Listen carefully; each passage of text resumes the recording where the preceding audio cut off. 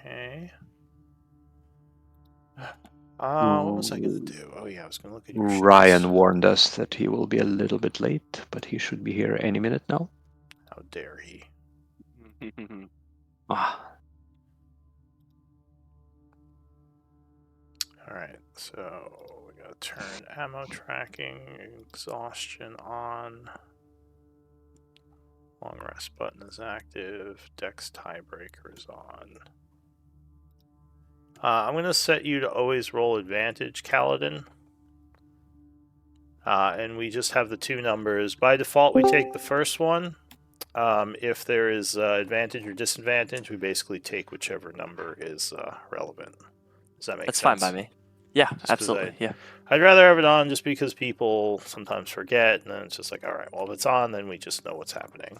And, the only thing that sucks is if you roll a 20 for your, second number, and you're like, 20. But otherwise, it works. I think it works better. I'm not sure why I have a option to turn it on and off. I started using it and then I just ended up preferring it, but there's no problem for me. Okay. hey, Charlie. Welcome, Hello. Charlie.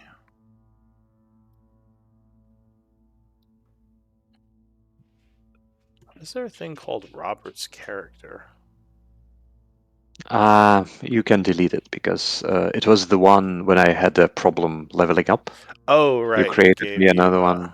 Gotcha. And then I just leveled up my original one. So this should be fine. Alright. So you guys can both see your HP bars, right? On your tokens. Kaladin and Yes, Vale. I can see it. Yeah. Alright. I can see mine as well. Yeah. Excellent. Just wanna... Yellow. Hello. Hello. Hey, Hello. Ryan. Woo! Oh, the whole party's here. What? Gang here. Fuck. Holy shit. What a great team. What a great team. Oh, But hopefully, potentially, maybe. We'll see what happens. Potentially. It could be On terrible. paper. On Could paper. be With that glaring team. issues. Alright, so I think we're all here. I think you're, Vale. Let me just take a quick look at your character sheet again. Make sure that's all set up correctly. I hope it's not a problem real quick. I haven't been able to change it off of this hour, but I'd like to just update my guy's level up. It never was done correctly. Uh-oh, there's some shadiness going on. You cheating? Oh, sure. No, if there's anything you need to change, yeah, let me know. Oh, no, it's just a couple of settings in the options here. Alright. So that should all be set up. Alright. What were you saying, Ryan? Sassing you a little I'm just quickly gonna update or level up because I never did the spells correctly. I haven't been here for. Did you level up already? Like level 3, yeah, but it was like Steph who did it. She didn't really know what she was doing. Oh, you mean like redo it? Yeah, that's not a problem. Yeah, that should be fine. No worries. Mainly just for the spells. I think it was not even Stephanie. It was when I think when she was playing, we realized that he was not leveled up yet, and you just gave him a couple of spells that you thought are fine, Lou. Yeah. Saying that like he probably should level up himself. So just remember, you don't have to level up to change your spells. You can just pull them from the compendium if you don't like the spells I gave you.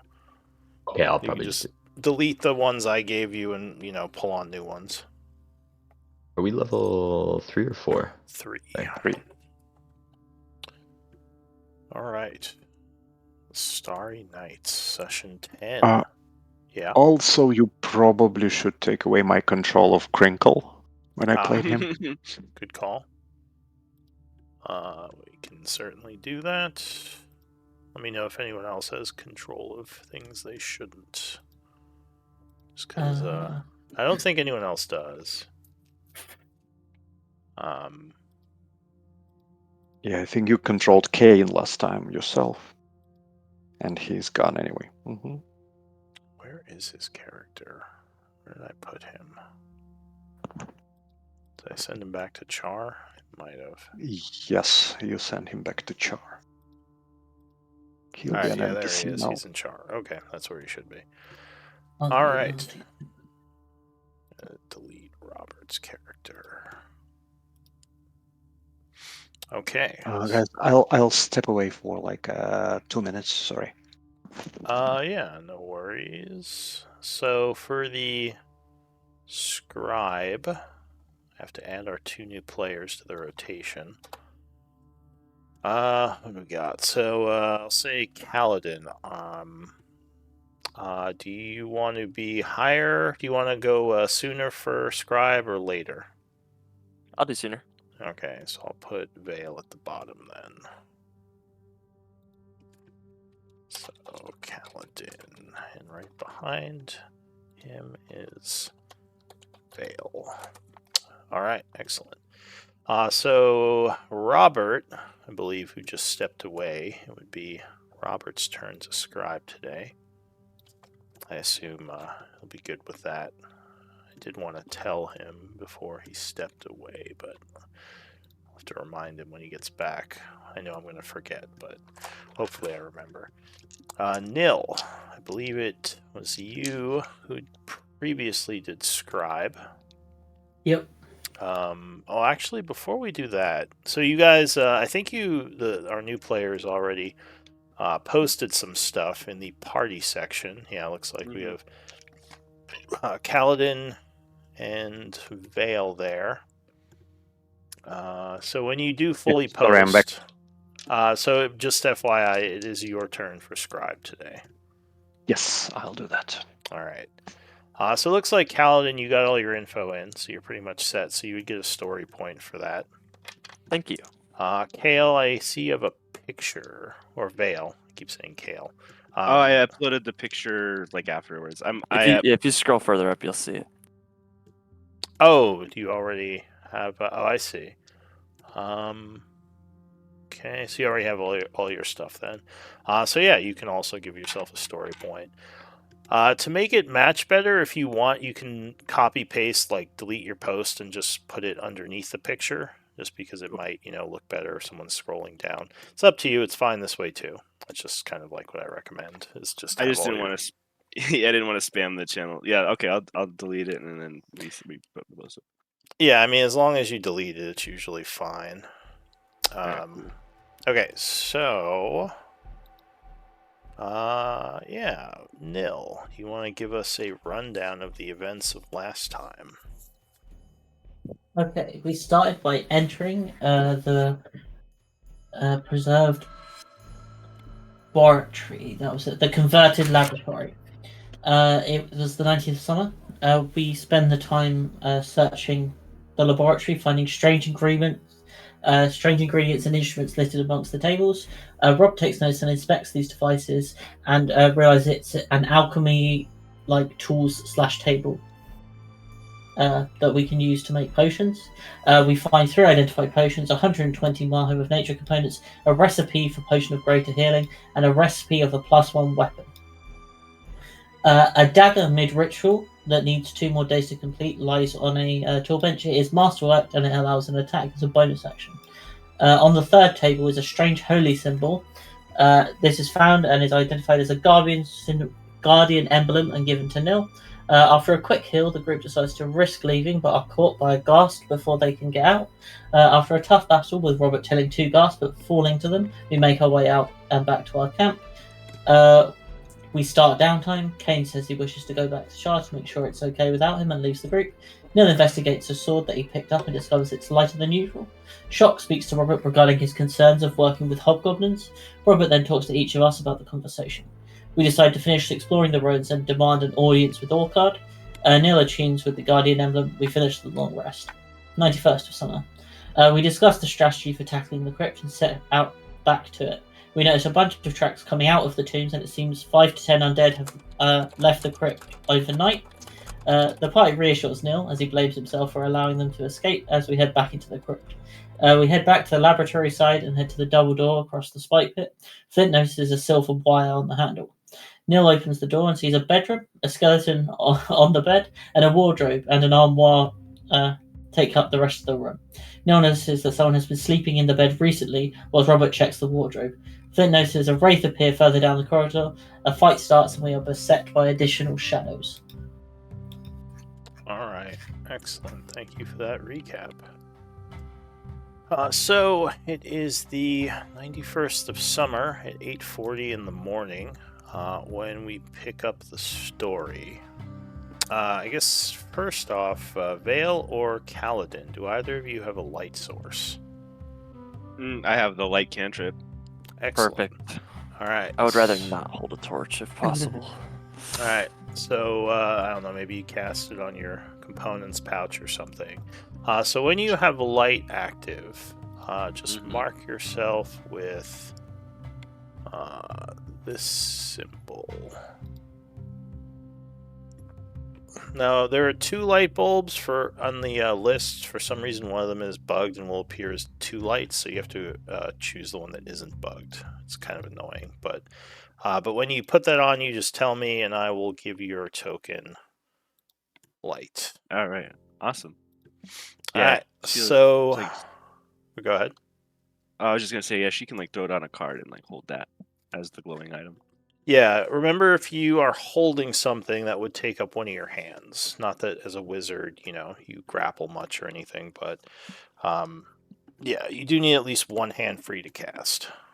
So okay, yeah. One of the nice things about light is you can put it on like a necklace or a belt or like basically anything. So it can keep your hand free, whereas a torch, like you have to hold that, so it's kind of annoying.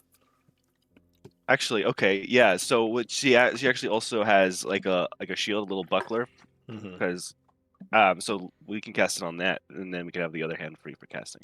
Gotcha. All right, so that's fine. Just if I ask, I'll probably forget. So when I ask, it like, yeah, it's on my buckler.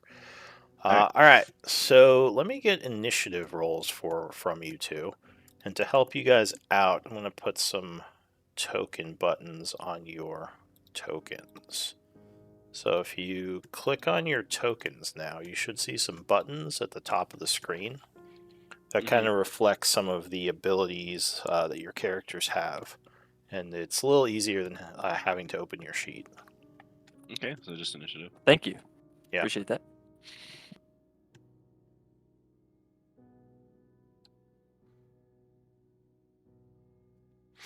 All right. So I guess it would be Kaladin's turn, because technically you rolled higher than the spot we were at. So you two kind of know what's been going on. We talked about it earlier, but you've entered this place, and as you do, you would hear sounds of fighting coming from the west somewhere. So go ahead, is it Kaladin or Kayla? It's Kaladin. Kaladin. Okay, so Kaladin, what are you going to do? So you said from the west, like this direction to the left?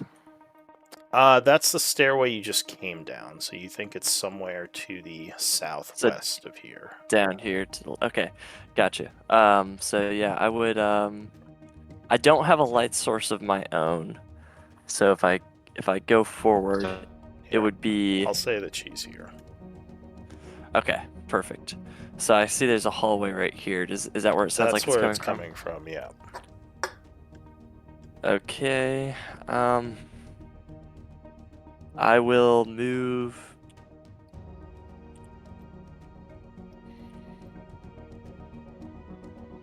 to here. I don't see any... Ooh, I do see something.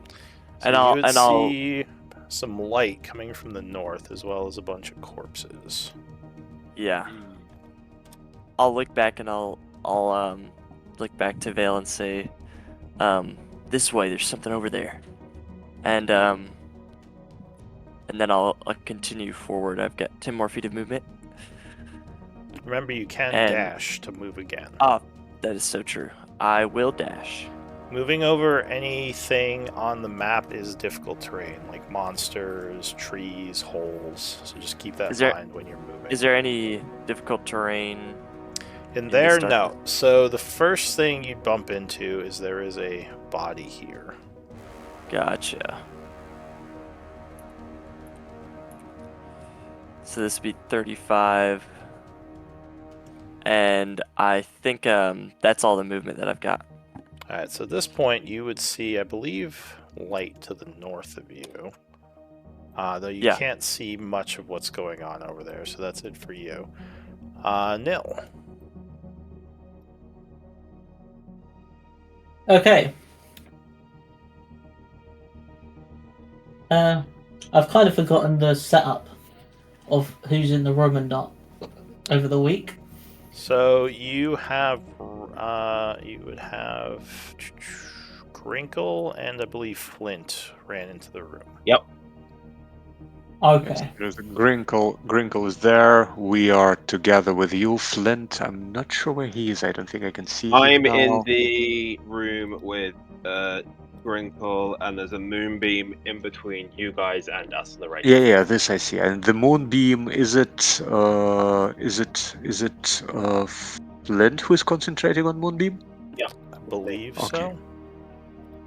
Ah, yes, I remember. I think with my last attack, I gave you maneuvering attack, so you managed to run away from the wraith. Yeah, I think you did. That's why you ran into a shadow where I cannot see you. Okay.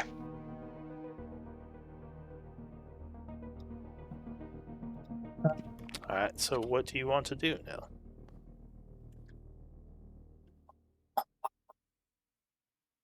I think I tried this before, but I'm going to try and cast Command.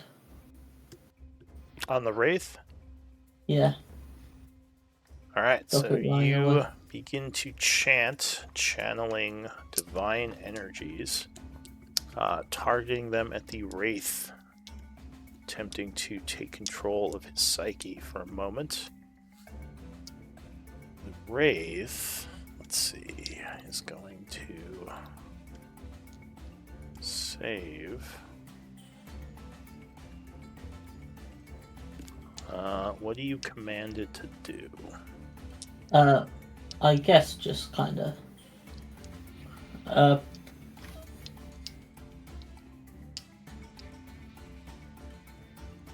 It has to be one word, right? One Yes. word. Okay, stop.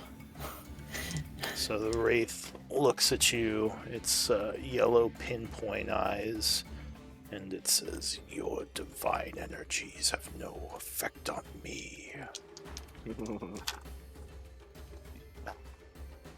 And it just kind of growls angrily as it wishes to fly at you, but there's this holy beam in front of it, instead turning its sights back on Flint, who's in the room. Anything else, Nil? I lament that it can't see the dark sky again. But that's my turn. He is a creature of shadow. Maybe there's a little bit of secret respect from you. Oh wait, do you hate undead? I forget. I don't hate undead. I hate people that disturb and abuse the darkness. It should be a kind and safe place. So he is full shadow, That's in my opinion. So I don't rate it. Suddenly, from behind you, a creature comes out of the wall. Oh. It's going to look north and fly up at you, Nil, attempting to grab you. Luckily, it is a little slow, and you manage to dodge out of the way as it misses its attack. As another shadow enters the battlefield. The Wraith, for its turn, is going to fly over at Flint and attempt to grab you with a life drain attack. Actually, yeah, so 19, I believe, is going to strike you. Silver Barb. Shield. Alright, cool. So I'll do it first. Yeah. Alright, so you attempt a silvery barbs. I believe the only one you can see right now is Flint. Isn't he getting hit? Yeah, Oh, for the advantage. For the advantage, I mean. Yeah. So I assume you're giving it to him. Okay. Go ahead and You can give it I'll give it himself. to him. I'll think about it. That's true, you can give it to yourself. Oh, So go ahead and spend your reaction, and I will do a reroll. Ooh, 25. You rolled even higher. Okay. I think now he rolled too high for you to shield. That's unfortunate. No, he still takes the lowest, I think. Oh, is it? Is it lower? I thought it was just reroll. Let me see. The trigger must reroll and use the... Ah, all right. Yeah, you're right. So it's still so a shield. 20... So I will shield that. Alright, so realizing he's still coming to hit you, you spend your reaction casting Shield, an invisible force field knocking the attack away. So, go ahead and spend your reactions. I believe that is it for the Wraith. Alright, Veil. Okay. Elsewhere in the dungeon. Guess I can use my 30 feet to move down here. And just look and see coming. So, dash. Yeah, you see your ally rushing to the west of you. So I assume you're just following him. Yeah, she's like, slow down. I can't see you down there. Okay, here we go. Okay, let's see. Alright, you definitely hear sounds of magic and steel more clearly now coming from the north. So that is it for you, I assume. Yeah. And she just says to Kaladin, she says, it looks like I was right. We're in the right spot. Alright, so another creature comes out of the wall here.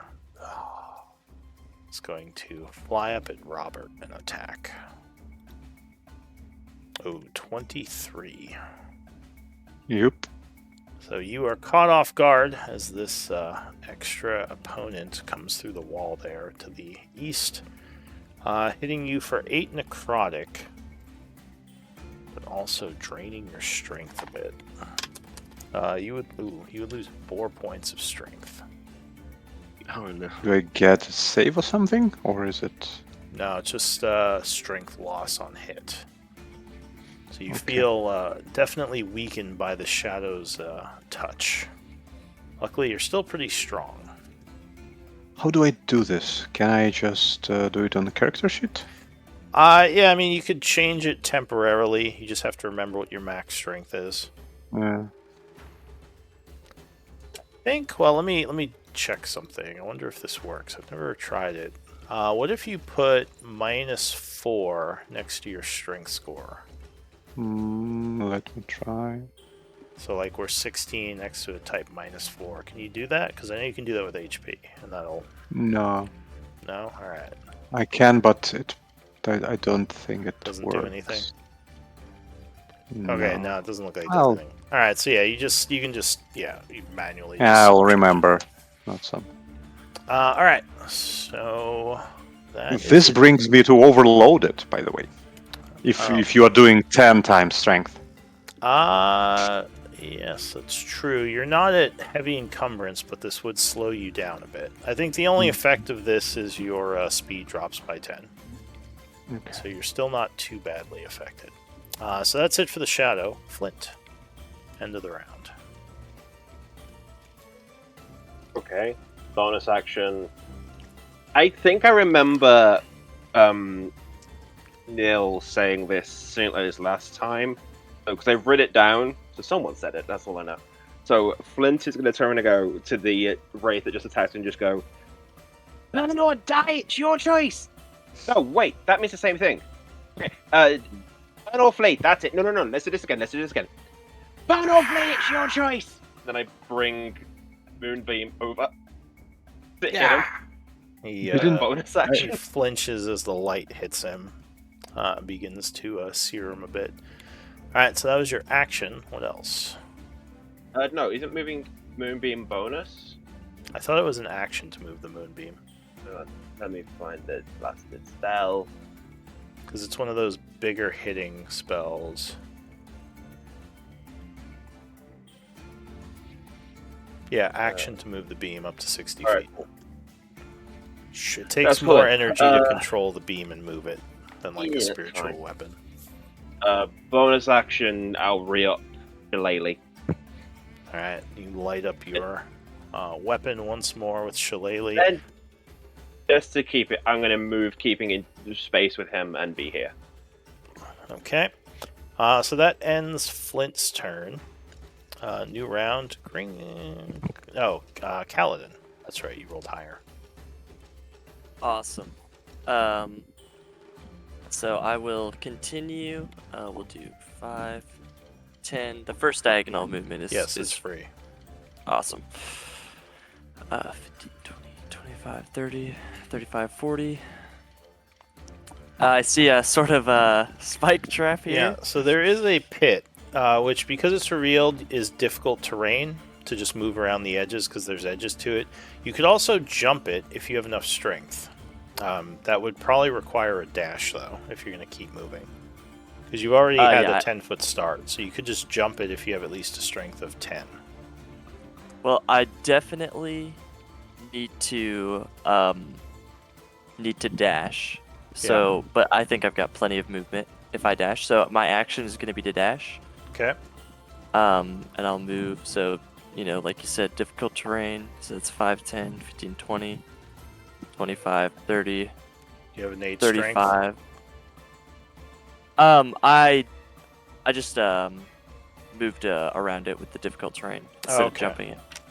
Gotcha. Yeah, I just moved as difficult terrain. Okay. And I'll move to here. And as my bonus action, I will activate my astral arms. So these two undead, or whatever they are, need to make dexterity saving throws. All right. Or take... So, I guess, as you are fighting, I'll say, Robert, this thing touches you, you kind of recoil, feeling yourself weaken, and suddenly, footsteps come quickly from the south as this looks like another shirtless man, I assume by your picture, comes rushing down, moving with great agility around the pit there. And what would these arms look like, since he's never seen this before? So I basically essentially water manifests around my arms, Are you a completely waterbender? surrounding. Oh yeah, absolutely. Completely surrounds my arms, and I do like a flourish, basically like spinning around and whipping at these two, and they're gonna have to attempt to dodge it. And what would you look like, since they haven't seen you before? Yeah. So basically, I'd say average height, muscular but lean build. Like I'm not like a barbarian. Yeah. Obviously, very like light clothing, light equipment type stuff. And I'm covered in tattoos, black hair, brown eyes, kind of a gruff looking face. But right now, I've got a smirk. All right, so you manifest your arms as the water surrounds them, and you said these guys have to make a save? Yeah, DC, dexterity save 13. Let's see.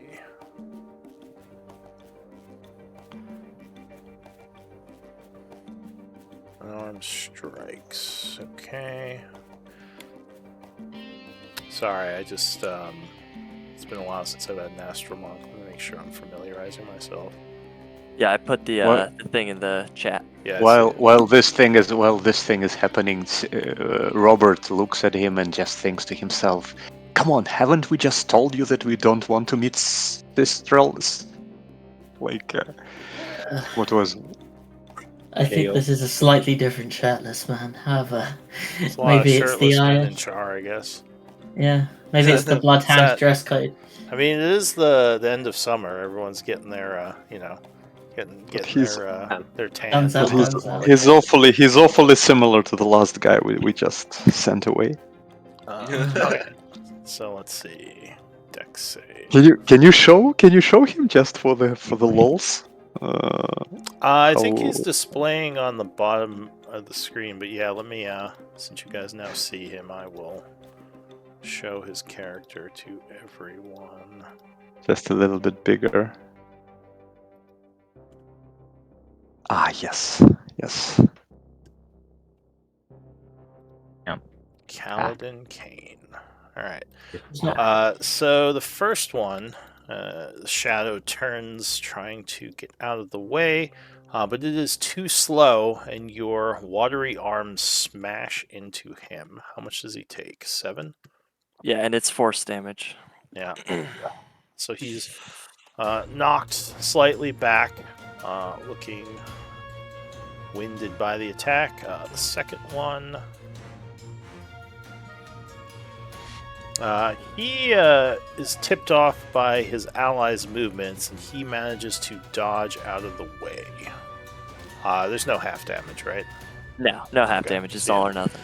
He would dodge it. All right. Anything else, Kaladin? That'll be all. Okay. So the shadow goes. So it turns around. I have to give you a color. Do you have a request for what color for your threat? Like a cyan. Kind of something watery, I guess. I don't know. Red, blue, green, and yellow taken. The next one would be orange. Sure. Why Orange, purple, and pink are left. Yeah. That orange would be fine. Alright, I'll give you orange. So yeah, this shadow turns towards you and tries to grab at you. 17. Ooh. Yeah, that hits. So, unhappy by your smack to him, he grabs you for 13 necrotic. Ouch. Draining you for 1 point of strength, luckily. That will be it for him. Remember to, so the 3 marks for damage, if you're above half but not at full, it's this one, which I believe is what you are, right? Or are you at half? I'm at half now. Yeah, that was... Alright, so if you're at half or below, it's this one. And if you are at a quarter or below, it's this one, if you're near death. Yep. So that'll help your healers know your, because they can't see your HP, so that'll help them know your condition. Yeah, totally. Alright, so that's it for the shadow. Crinkle. Okay. Since my character, like when I wasn't here, do normal arrows work on these guys? Half damage for normal, unless you have a magical weapon. Which yeah, and you don't anymore because we used them up right? Last game, yes. Yeah. Okay. For one of them classic shots, this guy's almost dead. Hey, behind you, looking a little clearer. I don't know what that means. He looks at you hissing, but unfortunately you miss. And then I want to see down the hall a smidge. So is this like a table? I just want. I'll stand on you it. can hop up at the table as difficult terrain. That's fine. So I'm taller, and then you know, because when you feel good, when you look good, you feel good. And then we're gonna. Hey Rob, your shield looks really good, man. Look at that. Words of affirmation. Thank you very Now much. they do a bunch of shit. So sorry. Start reading, Rob.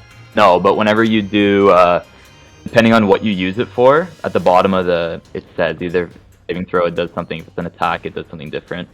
If you use the inspiration for ability check, it does something else.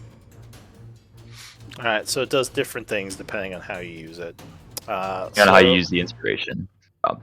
Gosh. So usually people use one of the musical notes, although one of them is Blade Dance, but there is another one, so people usually do this one for Bardic Inspiration. Okay. Just to remind themselves they had it. Paintbrush? I throw paint across the room. I mean, it hits Rob in the back. You can use whatever mark you want. But yeah, so you, I guess, would see Kaladin, that this Furbog-looking person just throws a bunch of paint through the air, which magically kind of coalesces around Rob, right? Very normal thing that happens, yes. Yeah. Yes. Alright, so Rob feels inspired. Anything else for you? I believe that's all of your actions. Yeah. Alright, Robert. Well. So you feel the weight of your stuff something you haven't felt I since you were a young feel man. the weight of my stuff, and I'm just feeling bad for wear. I'm just shouting to everyone, "Okay, guys, move away! He can burn them. They are vulnerable to radiant, to this light, because we just saw that this guy, he burned very well in the moonlight." So what Rob will try to do is just push his way through to the other side.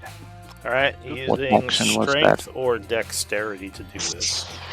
Strength. I'm still stronger than Alright. I am. So Can I use that's- athletics? Yes, that would be an athletics check versus the Shadows Okay. athletics. Mhm. So let's see, athletics. Shadow is definitely not very strong, as it is incorporeal. It rolls a 0. And you don't do very well, but again, it's a shadow, so you just kind of push through it. So you can move through it as difficult terrain now. Yes, so I'm kind of using all of my move, pretty much. Almost all of my move, and then I dodge. Alright, so you take the dodge action. I don't expect to do any good damage to them with my strength. I'm just counting on them burning. And actually, now that you're standing next to Kaladin, what would you look like to him? Yes, let me switch to my character portrait. I'm like just a guy similar to the one on my portrait below. Just a scruffy, rugged, older man in his gentleman. late 30s, wearing, holding a shield and a good quality blade, longsword, wearing chainmail. Just did psycho Clearly a damage badass to me. fighter. All right. I to myself as well. Don't worry. Yeah, we're getting Friendly hit hard fire. here. Yeah. All right. Vicious mockery. yeah, Vicious mockery. Vicious self-mockery and hitting the DM. Well played. All right. So that is it for Robert, I believe, right? Yes. You dodged. Nil. What are you gonna do? The end of yours, get your Twilight Sanctuary back as well. Oh yeah. So he gives you some temp. I guess you wouldn't know Nil yet, so you might not have given him Tempe, or not Nil. You didn't know Kaladin yet, so you might not have given him Temp just yet. Yep. But he does seem like he's helping you. All right, so what do you want to do?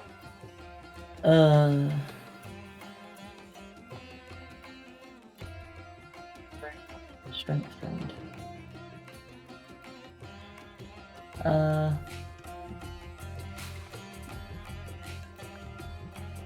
I suppose I will just. Yeah, they are scary. That is true. I was just putting their pictures up on my stream screen. Yeah. Okay. I'm gonna try and attack the one that's already injured. Oh, I don't even do any damage. I'm just gonna dodge and try and get their attention. Alright, so Robert did say to try to move so the moonbeam can hit them. Yeah, that's why I moved to the other side. And you're kind of in the way. I am kind of in the way. There's kind of people in the way. Also, I don't know if you have any, but you think that radiant energy seems to hit them very hard. I do, but it's still just be another moonbeam in the way. So double moonbeam. And you can't cross the moonbeams. No, you can't. That can't doesn't stack enter. moonbeams. Okay. We can pass the streams. Well, it doesn't do any extra damage. I believe that putting spells on top of each other, they overlap, so just the more effective one does damage. They don't just both. I was just playing off the Ghostbuster thing. Oh, across the street. Yeah.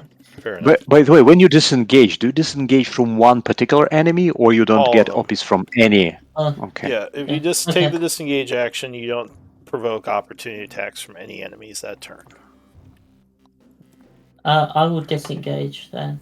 Okay. And so seeing the moonbeam might be coming, you back off, maybe signaling to Flint. All right. Yeah, we had to put it down the corridor. So I believe that is it for you, yes? Yes. Okay, so the Wraith starts in the Moonbeam. Radiant energy searing him. Let's see.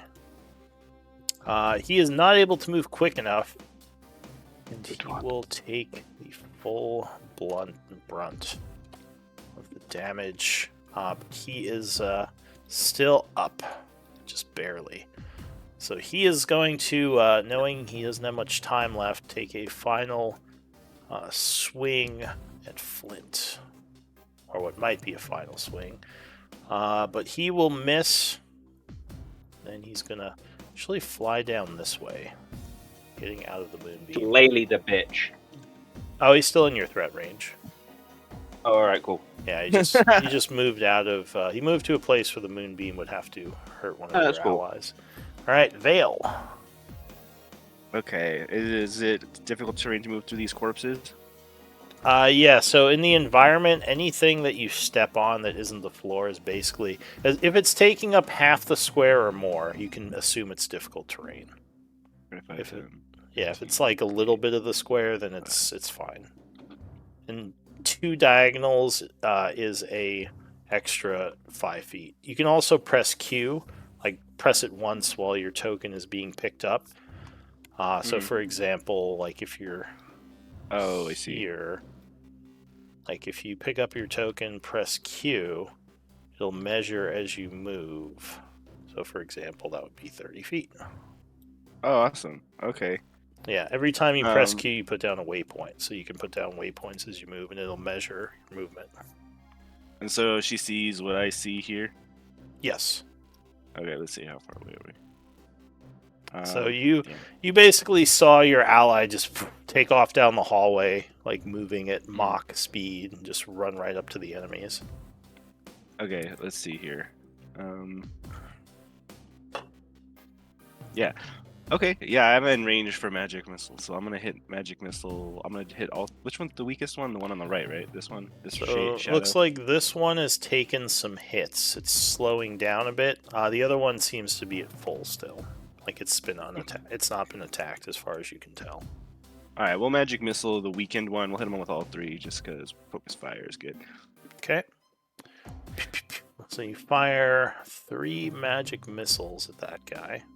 3d4 and then roll it. So you just roll once and then times it by 3. Alright. That's, I believe, how they do magic missile. Yeah, that's how it's done. Well, this is a little different than I'm used to. If you click on the spell, it should just roll it for you if you do an actual cast of it. Okay. Oh. And it should also minus the spell slot for you. Hopefully. Sorry, bear with me. No worries. And then, okay, yeah, so here we go. I don't know why my stuff's running so slow today. And then... What browser are you using? I'm using Chrome. It usually is. Yeah, Chrome's usually okay. It's weird. I'm sorry. Yeah, can I just do it manually right now? I guess I can't. Yeah, that's fine. Oh, also, if you I think if you click your token, there should just be a magic missile button at the top of the screen you can click. Oh yeah, that's true too. See if that works.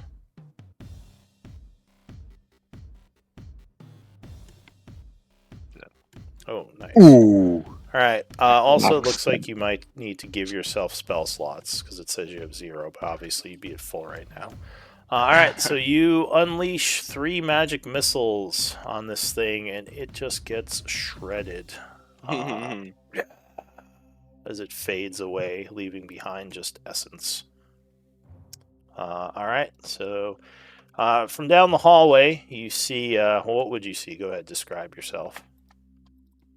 Oh yeah, okay. So she is a wizard. She's a human woman. She's a average height and slender build. She's wearing a blue robe and cloaked hood.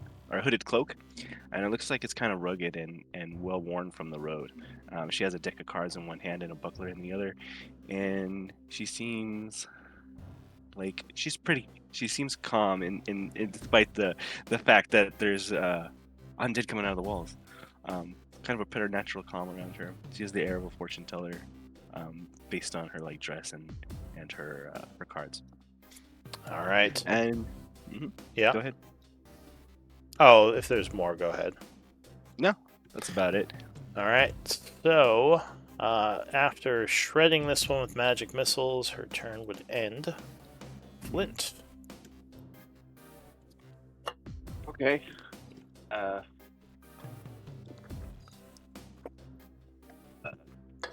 Because I need to see what's going on, so we are going to. You can peek it if you want. Like you can move your token without actually moving. I'll peek to see who is. Okay. Alright. Move. Yep, move us all the way down here to get you in action. Then bonus action.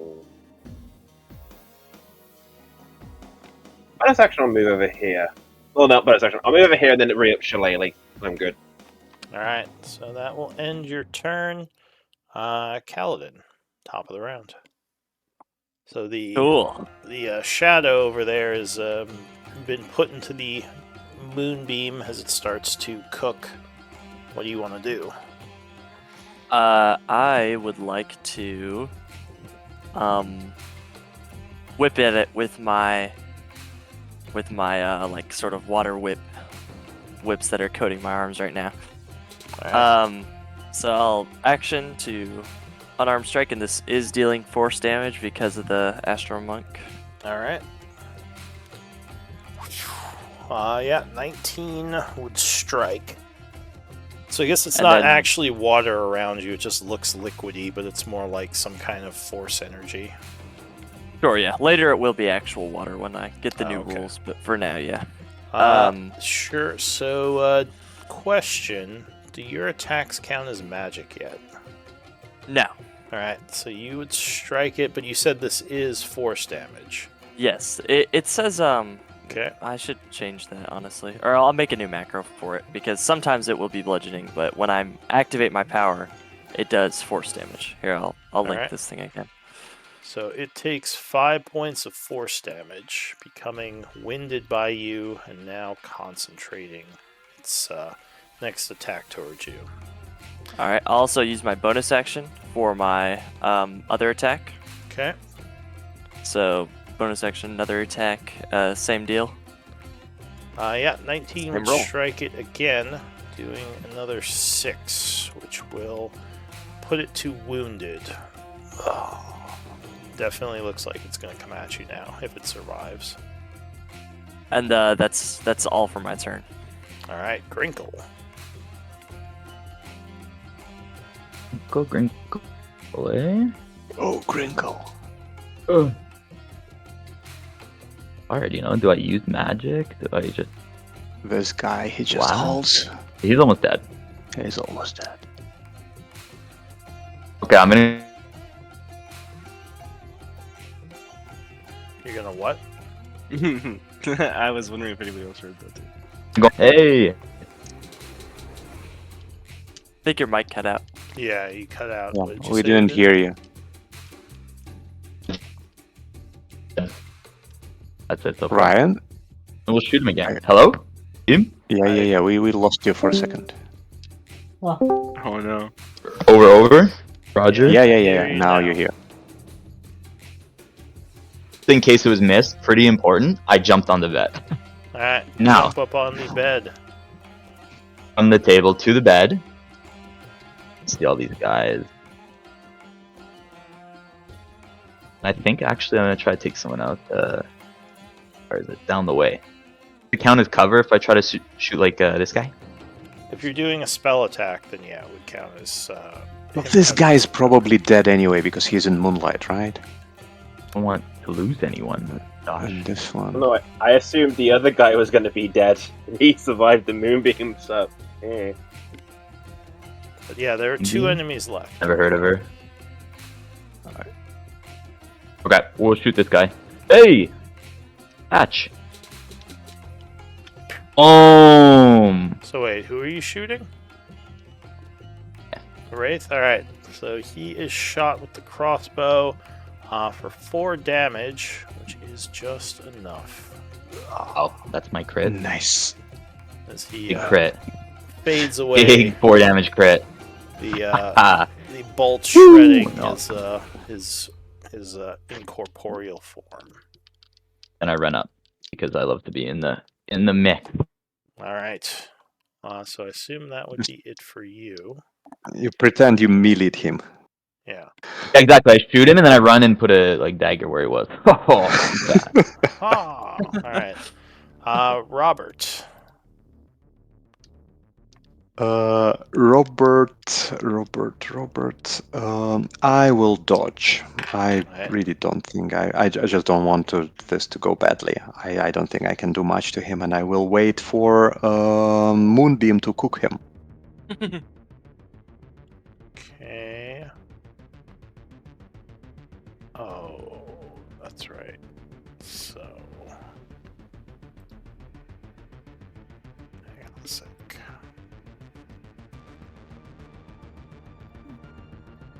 Where did he go? Where did he go, indeed? Sorry, I just had to fix something on the token. Alright, so yeah, he, okay, so that's it for Robert. Nil.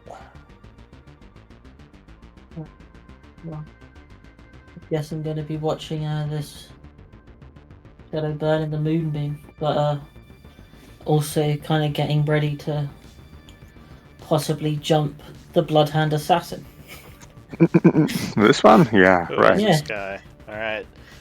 So you get over here, kind of cautious as to these newcomers.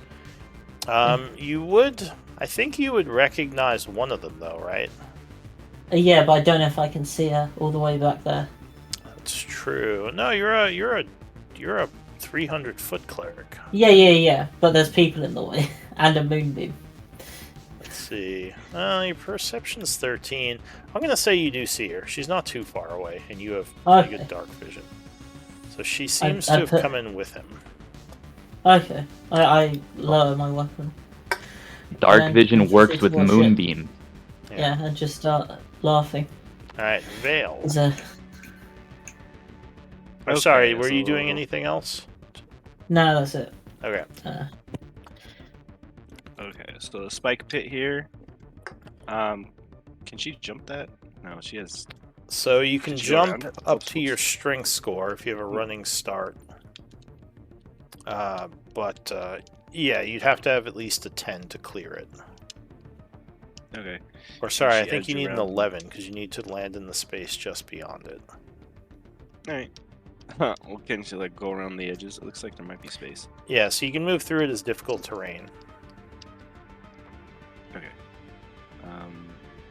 Which I can't do unless I dash. Okay. Yeah, she'll just dash and like get up over here. Does that work?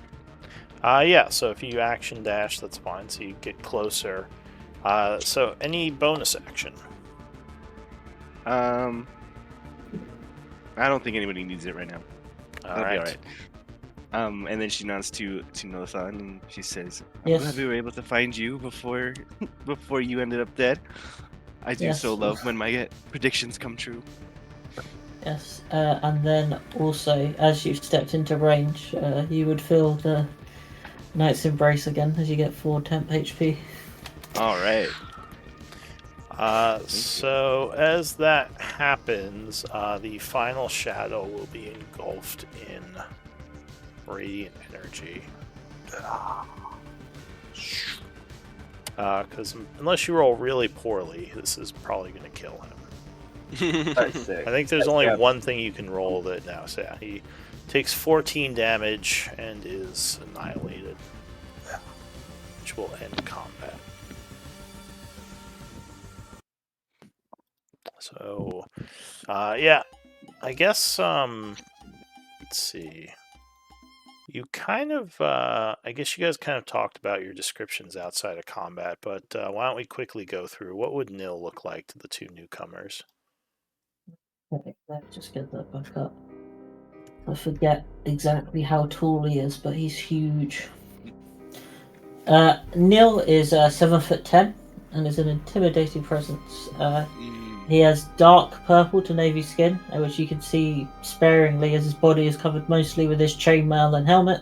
He has branches and leaves woven into the chainmail, which he uses to try and keep a memory of his home.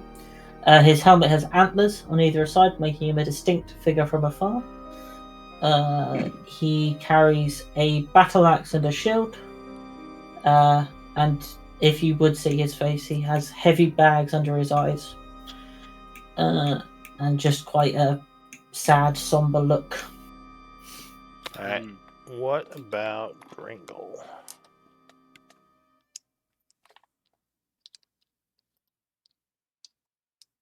Do we lose Gringle?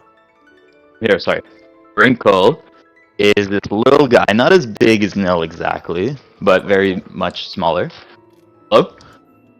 Yeah. Oh yeah, Hello? I keep saying Gringle. I think your name's Grinkle, right? Yeah. Come on, Lou. Come on. Sorry. In there. Grinkle Toad, his full name, is he's the same race as Nil. We're both furbolg. Different statures, but I'm a little smaller. I'm a bard. I got this paintbrush in my hand, like a big painter instead of like music. That's why I threw paint in the room, in case anyone was confused about that. And he's got white skin, big ears, and he's just he's happy to be with the team, and he's having a little adventure. Alright, what about Flint? Okay, so Flint. Let me see if I have. Yeah, I have. Okay, so Flint is young. He looks about 20-ish. He's got tan-skinned with very subtle elven features. He's got dark, messy hair, like when you've just got out of the shower or the swimming pool. That's short on the back and sides and just a bit longer and messy on top.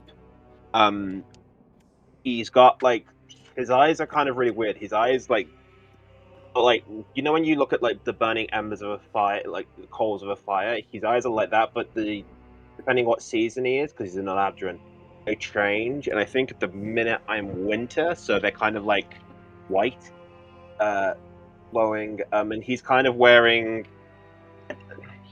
like very comfortable like clothes that are like woolish, but they look like they're good for being out in the wilds. They're not dirty or smelly or anything like that. It's just that, yeah. And you kind of like see heat you see the heat shimmer radiating off him. Yeah, and Flint's gonna look at them and just go, "Look, we told the other shirtless guy. Why can't you take it? No means no." So I sort of look confused. Like I just sort of. So really quick, before you respond, Vale, do you have knowledge nature by chance, proficiency? Nature, actually, no. Okay. So, yeah, I would just say two of these people, actually three of them, definitely look a bit exotic to you. Probably not humans, but you're not exactly sure what's going on with them. Go ahead, you can respond, Kaladin. Well, I always like to start off a conversation with a proper hello.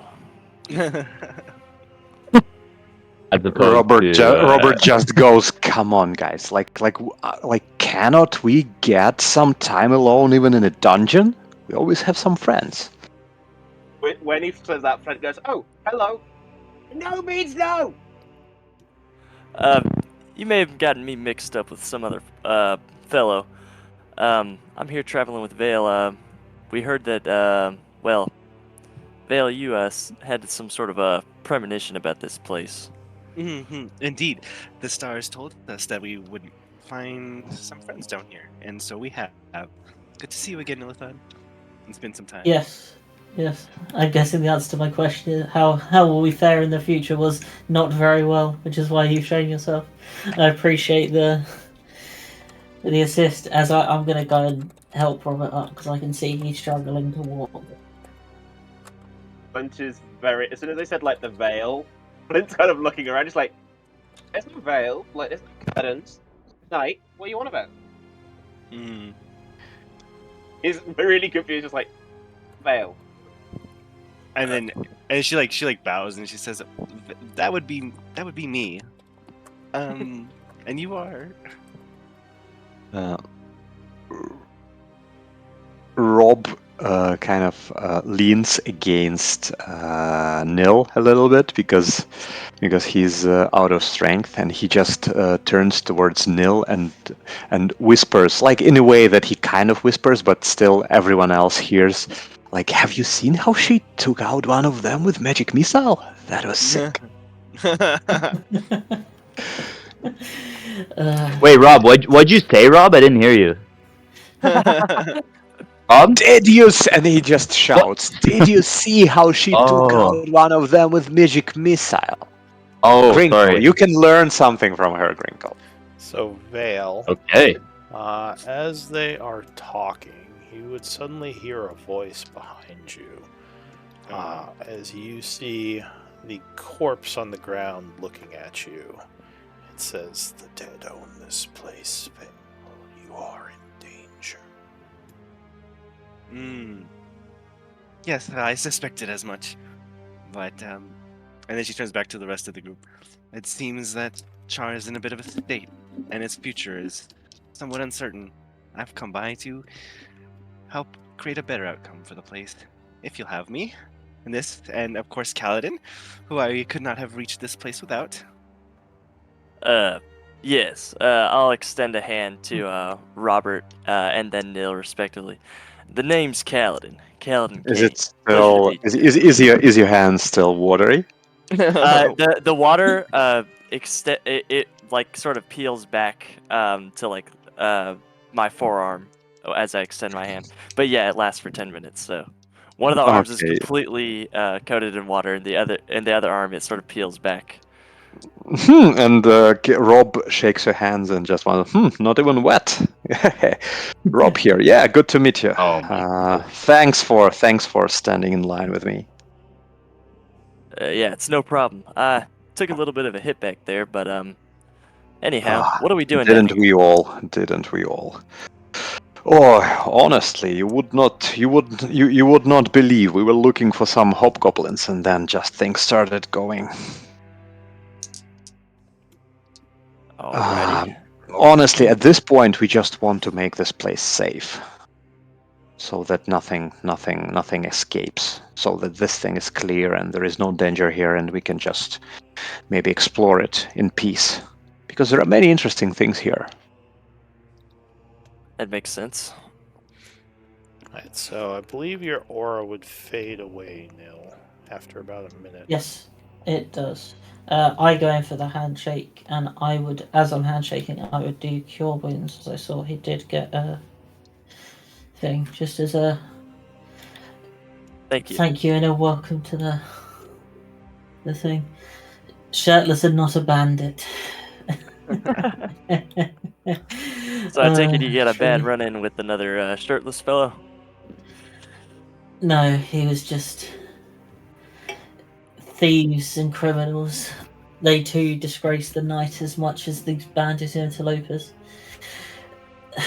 Different degrees, of course, but the same outcome. People scared to go outside, and people shivering in the cold. Understood. So you're down here looking for hobgoblins, is that right? Well, we found them. And that's a long story, but they are. As I point to the room they ran through. Yeah. But they are dead indeed. Is that what that was? I wasn't sure. This is a long story. Like, we're not really interested in hobgoblins. We're just interested in doing a favor for a local warlord, in order to get his attention, and then maybe to convince him leave the land. You refer to the Iron Tide? Yes. Are you familiar with them? Well, I'm gonna pull Robert aside like he does his loud whispering and just explain. she has divination magic. She's like, she probably knows well, not the outcome of everything, but if she knew to come here, she probably knows of being tied. It does speed up explaining things, in my experience. Well, that's very convenient if we don't have to explain everything to her, because I would struggle to do this. So you're struggling to walk at the moment. I could still use a little bit I'm of explanation okay. I'm myself. okay. I can walk. I'm fine. Lou, Vale knows about the Iron Tide, right? They're like pretty well known, I would assume. They wouldn't be that well known in this empire. They're well known, or they're more well known within the Nazic Empire. But we could say that you know about them a little through divination. Okay. You probably maybe seen an image of like a wave made of iron crashing against the walls of Char, maybe, and then you were able kind of to discern what it was talking about. And so she turns to Kaladin and she says, the Iron Tide is a mercenary company with quite a fearsome reputation. It seems they've taken an interest in Char, but for what, I couldn't tell you. And then she turns back to Robert and she says, have they told you what they're looking for here? Unfortunately, they have, and this is not very funny. It seems like someone kind of misled them, and someone betrayed them as they speak, as they told us, and they are looking for revenge. So we are kind of in like a bit of a conundrum for us. Do we just fight them and chase them away from Char, or do we try to deal with whoever betrayed them and maybe try to cure the source and not the symptom, not the symptom, but the actual cause of the situation? So you're trying to reach a peaceful conclusion, I'm assuming. We are trying, like we're not big fans of them, but the alternative is like war with them and killing more and more of them, risking our life, risking life of people who are allied with us. We have different thoughts here. Like Neil, for example, here he's very adamant and just destroying them all. But I think he's a minority in our situation, because I would rather just like come to some kind of agreement with them and just make them go away. And I feel it could be possible if we just help them figure out their problem with whoever betrayed them, which we have a suspicion this was Blackwater. We don't have any proof, but maybe we will get the proof after we get audience with their war chief. Oh. And what exactly was this betrayal? We don't know. He probably has. He. I think he either has taken something from them, or he hired them to do something and then didn't pay. One of those things. Politics. Well, it doesn't excuse them killing innocent like peasants around the Char. Indeed, it does not. But still, I feel it would be an easier solution to just come to agreement so they leave, because they're quite numerous. We don't have any proof, but I've heard that there could be as many as like 100 of them, which is quite difficult to handle. Nothan, and how do you feel about this situation? Suffering banditry is foolishness, for they'll just return and wreak more havoc. I'm doing this for a shot at Orchard. If he doesn't see sense and leaves, then he will face the same fate as his Iron Tide. You guys seem like you could use a group, and you seem like you know what you're doing. And perhaps we got a couple spots open on our team. We'd love for you guys to join us, please. Yeah. Join us. And I paint something in the air. Well, I was looking for employment, so seems to be that would work out. Okay. Well, talk to Shock. Yeah. He handles payment. We'll introduce you when we get back to camp. Nothan asked for my help, and so I am here to render assistance. Payment perhaps can be discussed later. Nilithar, Well, we do a fair share of our loot, and of anything that we come across during our adventuring, we just sell it and split it evenly. And then we also get some payment from people who hire us. And she kind of points over Robert's shoulder at Flint or whatever he's doing, and like down the hallway, and she says, "And what exactly is that one about?" He's just for the he's just here for the love of fire, but we still have to pay. We still have to pay him. Is he? I mean, do we? Yeah, we're figuring it out. We don't, Is he singing about burning corpses? Don't listen to it. It's in good spirit. It's not in good spirit. He's crazy. Just try to keep. We point him in the right direction. Got a good heart, though. Put him next to. Don't put him next to gunpowder. No, or wooden houses, or papers, or like anything flammable. Yeah. What is Flint doing right now? I'm just going through drawers and cupboards. I've gone off. I'm sticking to myself. I'm looking through this person's property, seeing what they got. Anything that's locked, I'm not forcing open. I'm just looking, like snooping, and just like looking through the drawers, under the bed sheets. The body that's there, I'm going to rearrange in a very seductive manner for anyone who comes walking down the hallway to be like, just. You mean the skeleton on the bed? Yeah, I'm going to position her or position them so that, like, if they're trying to be seductive for someone who walks in the room. So, I don't think did the group you're trying to like prank the next guy coming in. Did the group search this room last time we played? No, we just opened. We just started. We entered. I think I managed to open the drawer, and then we got attacked. Yeah, so we found out that someone has been using the bed recently. Robert checks the wardrobe, and then the guy comes out. Does seem kind of creepy because the skeleton is also laying on the bed.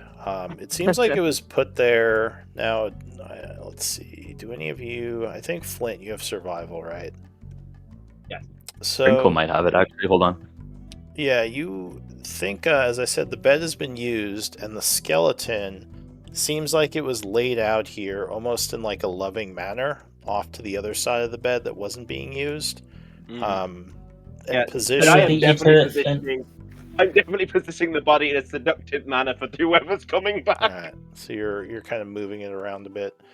But yeah, you think maybe it was like whoever's been here has been sleeping next to these bones, which you think may have been put on the bed intentionally. Like, not that whoever, like, these bones like died here, but someone put them here for some reason. So it wasn't like some other group trying to prank us, like Flint's trying to do. Could be. But yeah, so there's a couple of things of interest in here. You would see there is a rug rolled up kind of next to the bed on this side. Obviously, there's the trapdoor that is closed and locked. There's a little end table thing here next to the bed. There's the armoire and the dresser. Actually, I don't know why the dresser is so big. Make it a little smaller. But yeah, that's basically it. Yeah.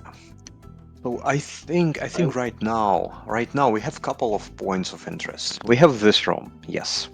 We have room next door, like this one here, and Robert points towards that room. It is quite interesting, and like there is some very good alchemy equipment, and also unfinished magical ritual that if we have peaceful time, we could finish it and get a quite useful magical item out of it. Yes, and we have a little bit of unexplored territory here as well.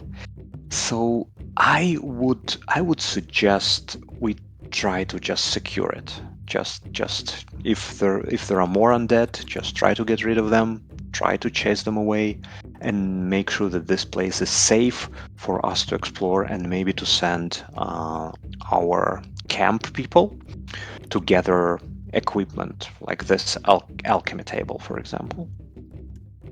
But for now, yeah, I think we need to explore this room first. Did I find Sounds like a good anything idea. in the wardrobe or any open drawers when I was like snooping around? So you're currently searching. There are a couple of pieces of clothing hanging in the armoire, which look like they're not ancient, so you don't think they were part of the original crypt that's here. So there is a bunch of like kind of fancy-ish looking robes. Do you have history? I don't. Okay, so there are some symbols on the robes that wouldn't mean much to you. You would also notice a very well crafted pair of leather boots on the ground. Okay, I'm gonna tell Bill or Grinkle about the boots and the clothing. The nicest slash most sexy out of the outfits, I'm gonna take and put on the skeleton, as they look seductive in bed. All right. So do any of you have history? Yes, I do. sir. I'm pretty sure. I have like expertise in everything, so. Oh, we has can the bring. teeth in it. Yeah, the Always. Veil and Nil think tank returns. Let's go. So those of you with history, as he's moving these like robes around, the symbols on them would be you'd recognize them as the Esmira house, one of the larger houses of the Teruvian Empire. They are very finely crafted, something a noble might wear. How would this house compare to Blackwater, for example? Just to give us a reference. So the Esmira, for those of you with history, is one of the houses that gained prominence during the war with the dwarves, which I think you were a part of, right, Robert? Yeah. Yep. So they are a house of warriors. It's kind of what got them recognized for their fierceness in battle. They're one of the lower houses, but they still have some sway because of how militarily strong their house is. Okay. It's very strange, like I said, for them to have, or for you to find their robes in this armoire. So yeah, that's what you would find, those 3 robes. You guess they're worth about 50 gold each. The boots... Do they look new? So some Like, of them... warm. Some of them look like they haven't been worn. One of them looks like it's been worn a bit, but the other 2 don't.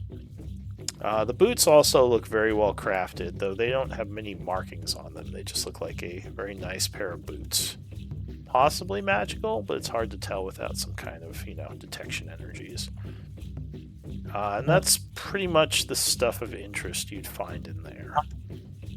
I'll turn on my Thurbolg Specialize. I was gonna say we both have, either of us can do it, eh? No? Yeah, I've got this one. Yeah, I'll do Detect Magic without using a spell slot, I'm pretty sure. Alright, and that's, you didn't use that yet today? I have it. What is We it have called? 2. We can use it twice anyways. For bulk magic. No? What it is? Well, each of you, I think, can do it once for free, right? Is that what it is? Yeah, you can cast Detect Magic and Disguise Self. Once you cast either spell, you can't use it again with this trait until I finish a Sword or Long Rest. Or I assume you spend an actual spell for it. Alright, so you use Detect Magic. You would see an aura coming from the boots. You also see an aura coming from something in the dresser here. As I assume Rob looks under the bed. Under the bed, you would see the rolled up carpet down there, but you don't see anything else underneath. I'll take out the carpet. Alright, so the carpet looks very nice.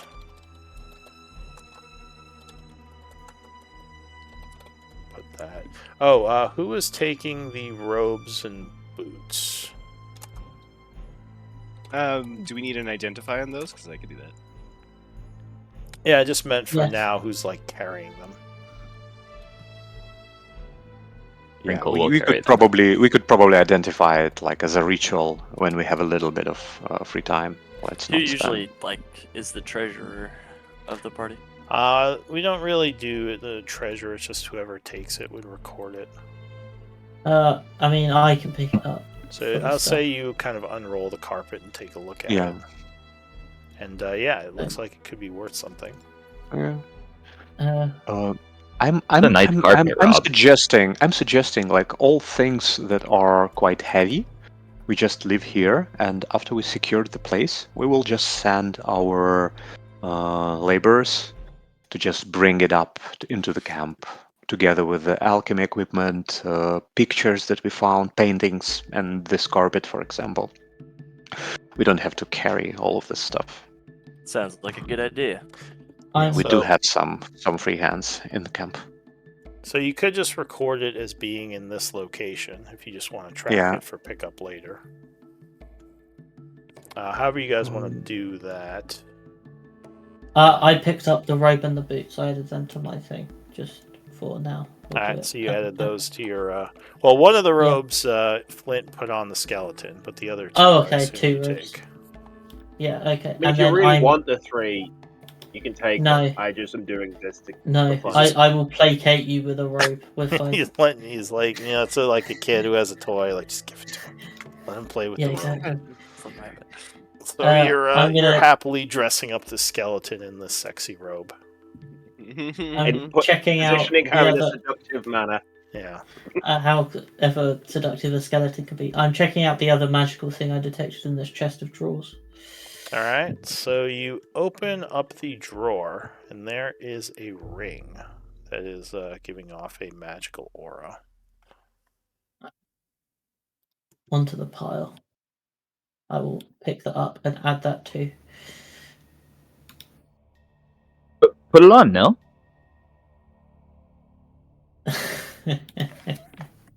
That's nice. It looks like it would fit your finger like perfectly, actually. Would it? I don't know. I just how it looks, you know. Guys, let's not be hasty. We will have like 10-20 minutes of free time. We will identify it all and we'll figure it out. The ring, Rob, like, you know, you put it on, it looks good. I mean, it depends. Do you want to know what it does now? Because I'll just put it on. We don't need to do that as a... Have you put the rug over the trapdoor? Yeah, I probably wouldn't do that. Lou, can you move it a little bit just aside, because we still have trapdoor here? Sure, you roll it back up.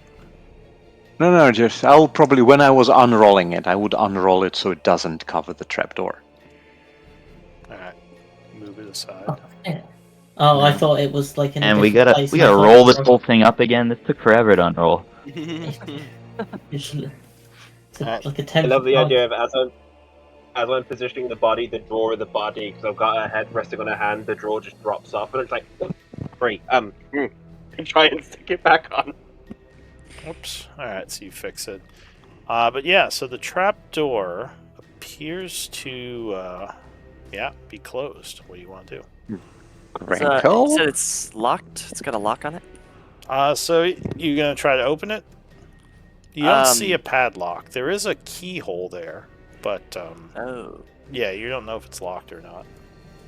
I'll try it. I'll pull on it. Yeah, back up. All right. So you I run away first. You send Grinkle screaming from the room, I guess. As you pull on this, there is a click, and there is a burst of thunder energy. I need con saves from the two of you within 10 feet. Okay, only 10 feet. Wow. That was my bet. DC is 12.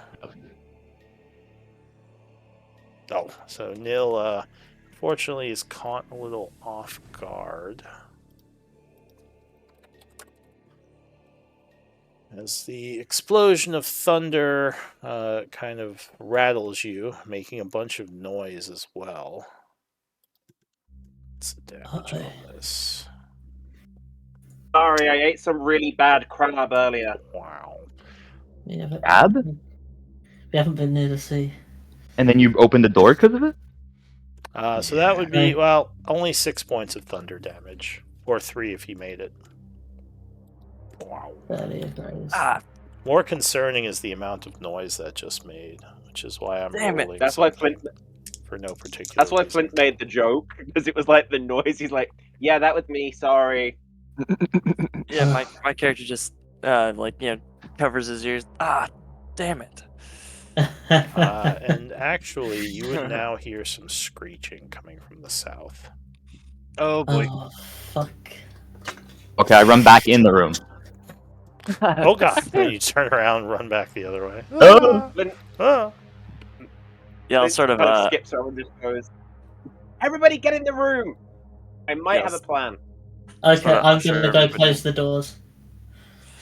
Okay. This room? Hang on, before you close the doors, did the doors close inwards or outwards? They close inwards towards the room. Or sorry, cool. so they open in this direction, in the direction of the cool. room itself. Before Nil closes it, I'm gonna cast a spell, so then Nil can close it after. I'm gonna cast Spike Growth. All right, go ahead and place your spike growth. And I assume you go into the room, Kale? Vale? Sorry. I keep calling you Kale for some reason. Yeah, so she'll just duck in behind Nilithon. I love that. All right. And she says, I would have thought by now you would have cleared out all of the ruins, but it seems you missed. Well, we were on it. We were in the middle of it. The last room was this trapdoor. That was the last room we had. No, it's not. Look what happened. We'll still have the room where the guy went that I blocked with pitons. Unless he escaped into the wilderness. So, apologies.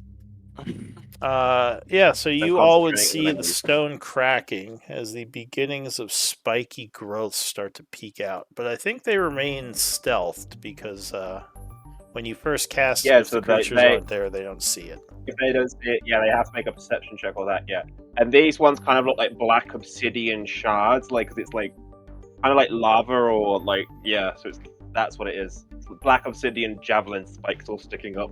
And I'm skipping off back to the corner, just sitting down at the thing and start pretending like I'm looking at myself in the mirror. Alright, so you are concentrating on that. And you guys don't see anything yet, but you definitely heard some screeching. What do you want to do? Oh, you can close the door now. I suppose, just wait. I mean, there's spike growth, so.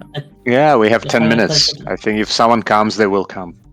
Alright, so you wait with anticipation, and a little while later, you start in the meantime, can ready in action in case someone comes through the wall or something? I mean, shot. So you barricade the door and take this can't armor. ready actions outside of combat. You would have to wait till initiative starts to ready actions. How do we surprise them then? Well, at this point, they wouldn't be surprised because they heard the boom. But if you hid here and, say they were just patrolling the area, you could surprise them. And then it would just be like they lose their first turn. They would start surprise, which means they lose their action. So what do you want to do? Should I pass some time as you wait? Yeah, we're just waiting in anticipation. Alright, so a little while later, you will start to hear the sound of footsteps coming from the south. As a bunch of these things... well, I guess you can't see right now because the doors are closed. But you hear a bunch of movement out in the hallway. Give me initiative. Rob will just tell to anyone, come on, like they should run out eventually, right? Don't Yeah. get your hopes up. I mean, the undead are known for their tenacity. Is the trapdoor open, or did it just blow up? It was actually locked, but it triggered some sort of trap when you pulled on it, so it's still closed. Last resort, guys. You just pull on the door. Maybe it was one-time use. To find out. Hopefully. But don't pull on it now. We are kind of unfortunately positioned. Why am I? Crinkle just writes my finger in paint on the trapdoor. You have to pull my finger to open it. All right, so I guess for now, Vale, you've heard the noise. Technically, you are the first to act. What do you want to do? As you hear, This yeah. This door is closed, right? Currently, the group is kind of huddled there with the door closed, listening. Sounds like something is coming, though. It's getting close. I feel as though they have to know that we're in here, right? So, can I hold a magic missile, and then if they come to the door, it goes off? So you can, although if you don't cast the spell by your next turn, you would lose it. We ball. I'll prepare. I'll hold the magic missile, so she's. All right. She so has like her hands below. She waits for it to open. All right. So you are concentrating on magic missile. Go ahead and mark yourself as with concentration. Okay. That would be any bonus action or movement. No. All right, Nil. What are you gonna do? Which one are we using for concentration? Sorry. I'll put it on you. But yeah, Nil. What do you wish to do? Do anything until the door's open. I want to swap places with Crinkle. So I want to happen. Alright, so you maybe mention to him, Crinkle, move, or something. Yeah. Can I ready, like, a move? You can, so you can ready a move for when he moves, you would move into his space. Yeah. Would he just reposition him if he allows? I mean, you could grab him with your action, pull him, and then move into his space if you want to use your action to grab him. Like, get out of there. Yeah, sure. Yeah. Alright, so with your action, are you going to resist Crinkle? Maybe just a little bit, but not really. Alright. Oh, just no, stop, please. So if you move back, you could pull him into this square with 10 feet of movement. Yeah. So basically, you come up to. Yeah, then you'd move back 10. Oops. And then you go 20, 25 to get into a square. Okay, so then you get there. Yeah. So that is. How long has it been? Does he still have my inspiration? I think so. Yes, he would. It's been about 5 minutes. Nice. And Flint, you still have an advantage from Silver Barbs. I think that's gone. I don't think that lasts that long. That one gets you. When does it go away? On the next. It's your next roll. It's used up on the next thing I move. Next roll I make, or it goes away by the end of that turn. I think. Yeah, it's not long lasting. So out in the hall. It's within 1 minute. It's 1 minute. Yeah, which would have passed already. Mm-hmm. Mm-hmm. So there. How long does Bardic Inspiration last? 10 minutes. 10. Are we still within 10 minutes? Yes. Yeah, we just still have that. Yeah. Okay. Okay, good. You better use that, Yosh. I'll never give it to you again. Jeez. That's a threat. So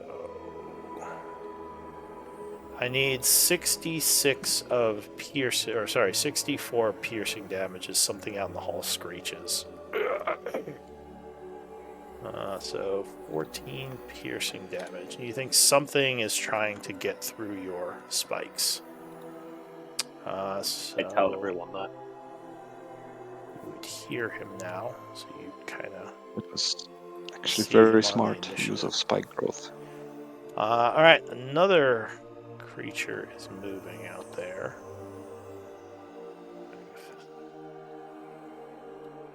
I need another 66 of damage.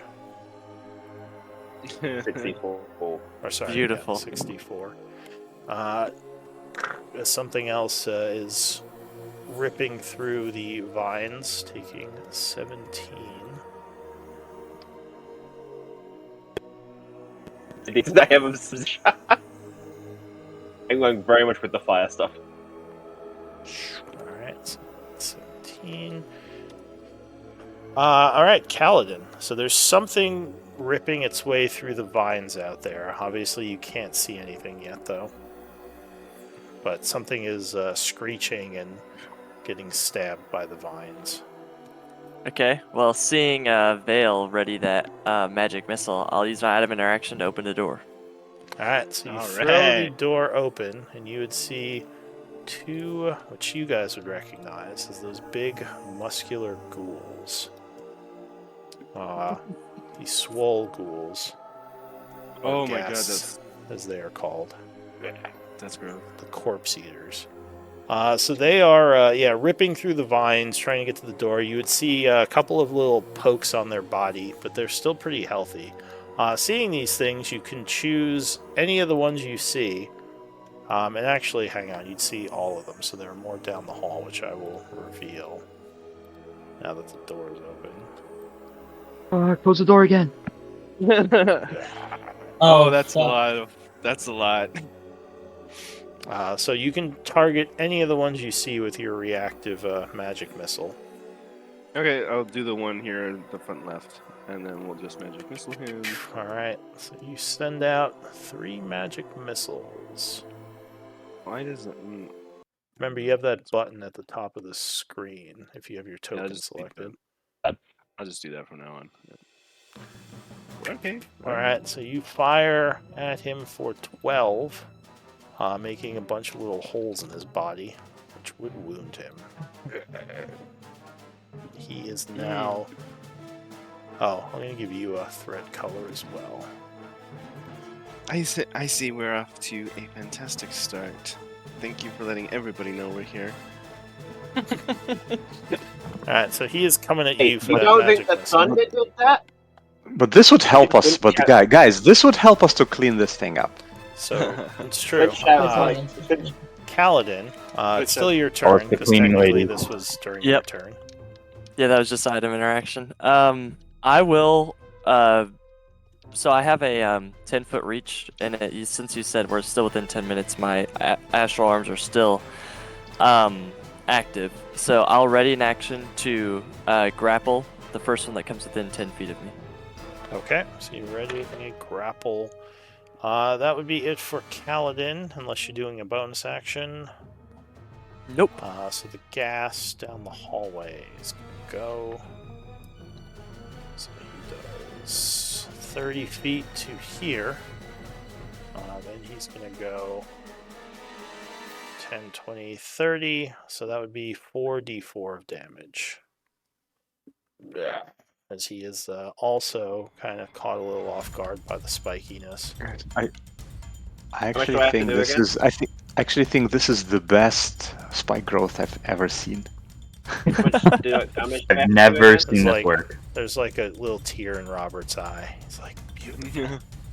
He said 44, I believe. Exactly. 44. Okay, cool. It's like, some people see a sunset, some people see, great work of art. This is his thing. This is the tactical element of this. I love it because everyone's like, "Oh my god, this is amazing!" And Flint's just like, "Yeah, it's a normal Tuesday for me, just looking at himself, not paying attention whatsoever." It was a spikiness. All right, so that is it for the Ghast. Grinkle. Yeah, Grinkle, doing pretty good. In general, just so everyone knows. Okay, and now... Oh my god, I keep clicking. Oh no, I didn't. Glad you feel good. Guys, let's go. Guys, this is going great. Those guys are... Those Chad ghosts are really coming quick, though. We gotta take them out. Did you say Chad ghosts? Don't ever say that again. Ah! Ghosts. We're gonna throw one of these down the way. Boost spell. Here we go. We're gonna clog up this pit a little more. I knew. Yeah, you knew that was coming, eh? So you spend a grind. second Here, level spell. and we'll put it here. 1, 2, Well, 3, 4. Like kind of. So there is a spell area of effect. You just want to find the 5 foot. What is it? You fill the air spinning daggers in a cube, 5 feet on each side. So you want the 10-foot square, and you just place that. Where's all this stuff I've never used? If you go into the journal, there's a section called resources. No. And you should see spell effects, and you want the 10-foot cube.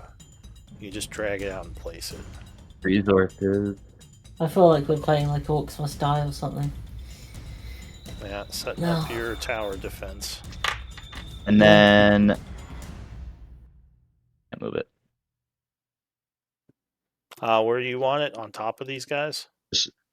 Yeah. Does it hit them or do they have to go in it? Forgot. Well, if they start their turn in it, they just take then damage. We'll do that. Or if they move covering into these it. 4, and then the other guys will type into it. So the damage, well, when they come in. Yeah, on their turn, Yeah. You'd roll that. So you probably want to switch this spell to just show spell description, because it doesn't do damage on cast. And mark yourself as concentrating. Okay. Alright. Okay. So that is it for Crinkle. And I think, Yeah. Any bonus action? Did we lose Grinkle again?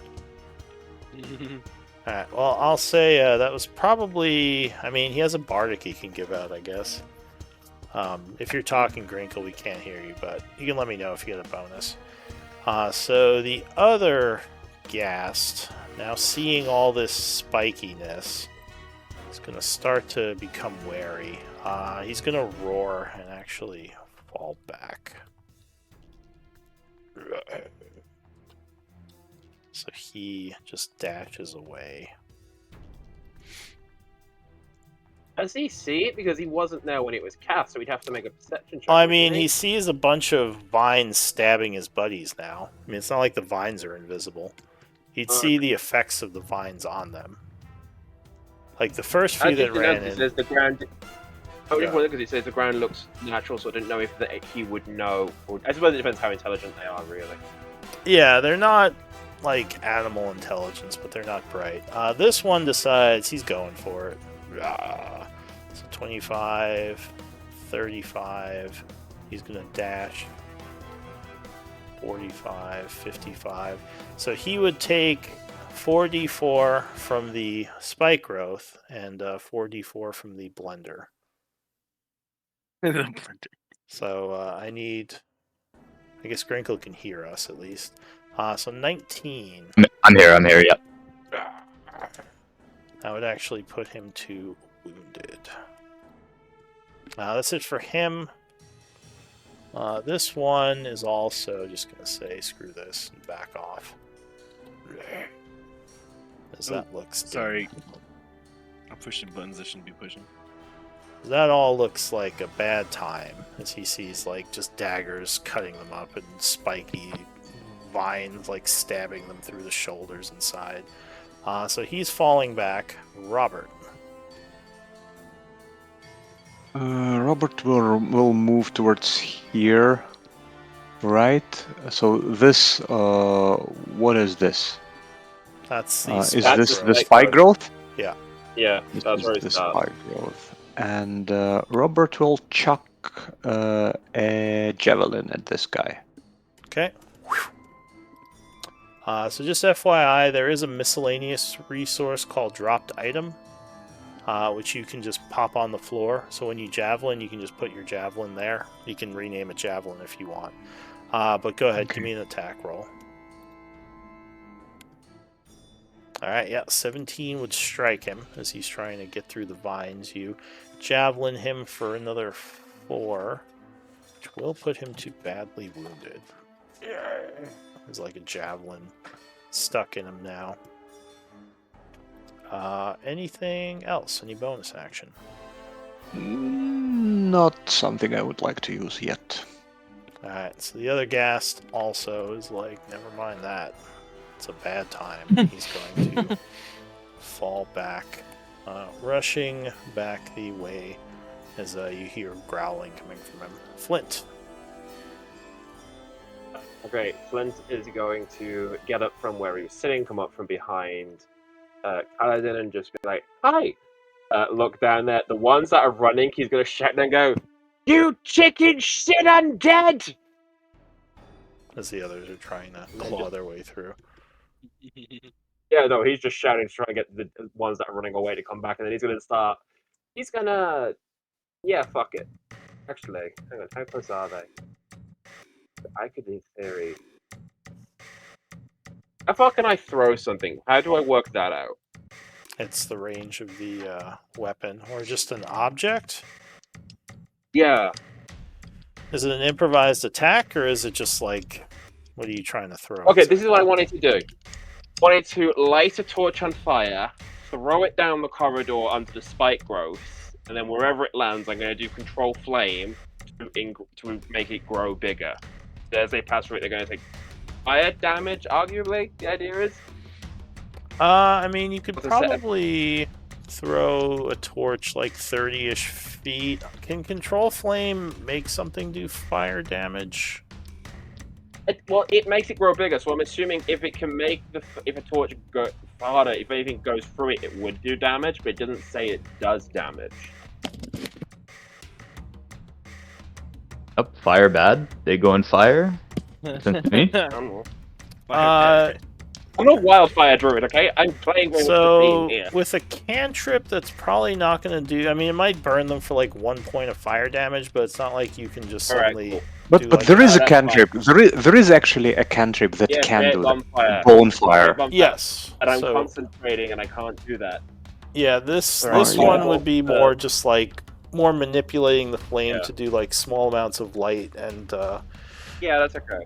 Yeah, just. I will firebolt the. Can I see any of the ones that are running away? Just firebolt him. Yeah, I'll firebolt one of the ones at front. Well, none of them. Fine. All right, so you hurl a firebolt. Unfortunately, no, that is gonna miss. Flying past the guy as he's trying to break through. Anything else? I'm gonna pretend like I. That's on that one though. Bonus action shillelagh, but I'm gonna flavor the firebolt as I'm literally like. You know when you go to the fairs and you try and throw the balls into the things at fairs and you miss? I'm trying to do that. I'm treating it like this is just shooting fish in a barrel. Damn, miss. Yeah, you slipped, unfortunately, through it wide. Alright, so your turn is ending. Veil.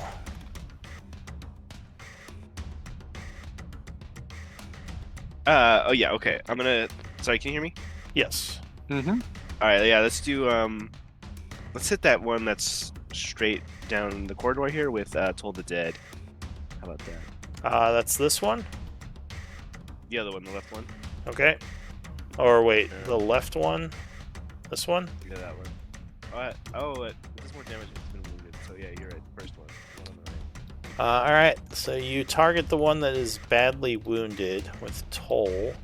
So he has to make a wisdom save. He would make it. Wow. So he gets hit with the necrotic energy, but is able to resist it as he continues coming forward. Any bonus action, or is that it for you? I don't know. How bad? You got very quiet suddenly. Oh, sorry. At least for me. I don't know. Can you guys hear? Yeah. He's really quiet. Really quiet. Is this better? Yes. Be shy. Yeah. Oh. Huh. Okay. Yeah. How badly beat up is Rob right now? He's doing better because I think he got a heal, right? No, I'm fine. I'm just like all damage that is done to me is done to my max hit points, so I'm almost at max hit points. Yeah, he just looks kind of withered because he suffered HP drain. Okay, that's all for me then. He just looks and strength a drain. worse version. Yeah, he looks like he's been through it. He's had a bad day at work. He's like all like he could use a break. But he isn't actually wounded. So Nil, what are you doing? Should put these things through the ringer.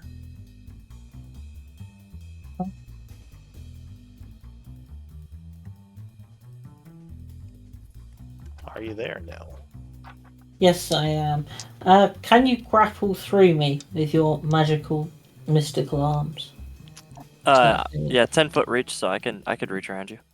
Okay, cool.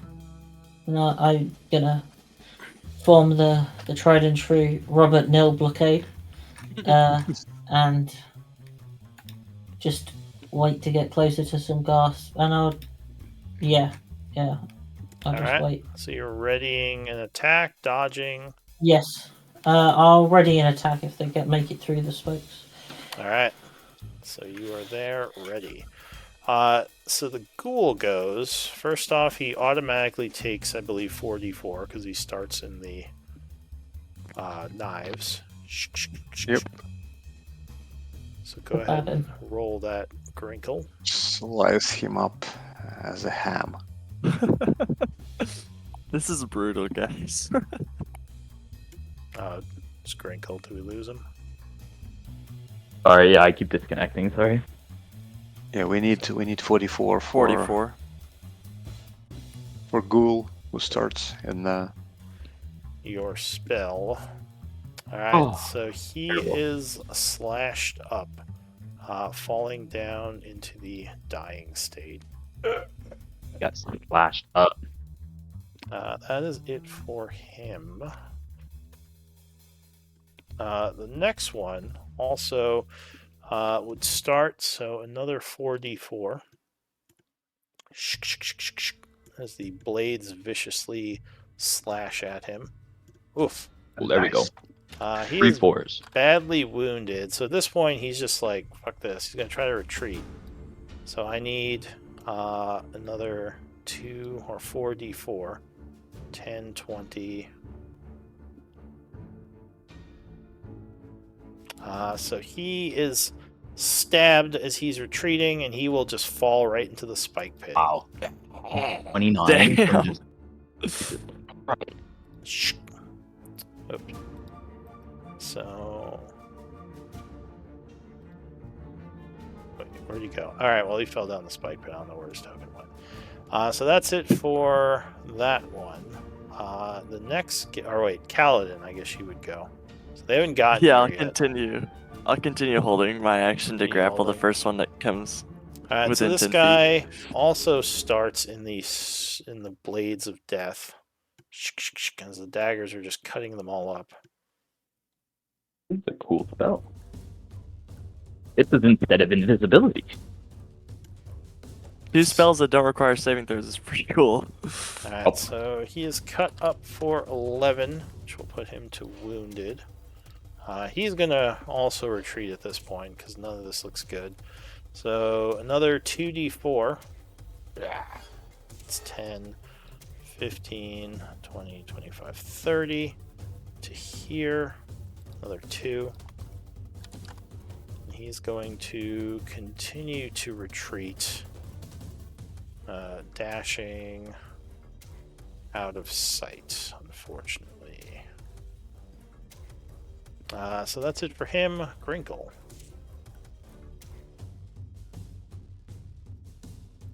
Hey. I think we're gonna shoot one. You know what? Kind of mosey out. Shoot one. Shoot one. Alright, so you have your crossbow loaded. There's only one left in view. He looks like he's getting ready to book it too, because he saw what happened to his friends. So you walk up, take aim. 17 gets him in the shoulder. For 7. Okay, and he is badly wounded. Anything else? No, I think that's alright. Like we're crushing it, so I just go and I put a little paint on start painting people like inspirationally. So the ghast, just fake inspirationally. Alright, so the ghast will start in your cloud again. Another 4d4. So he is getting slashed up down there. Alright, so yeah, he'll take that, and he's still close to death. Another 2d4. And that will kill him, sending him into the spike pit. Yeah. So yeah, the others are in retreat. Do you want to wait a while, follow them? At this point, we're kind of out of. I still I still can see a little bit of him. I could try That's true. You can kind of see him. He didn't get out of sight. So like probably like heavy cover. Like he can't. Maybe he has heavy cover from this corner. But I could try to drop my javelin or whatever, and I'll just shoot him with a longbow. All right. So yeah, I'll give him +3 to AC.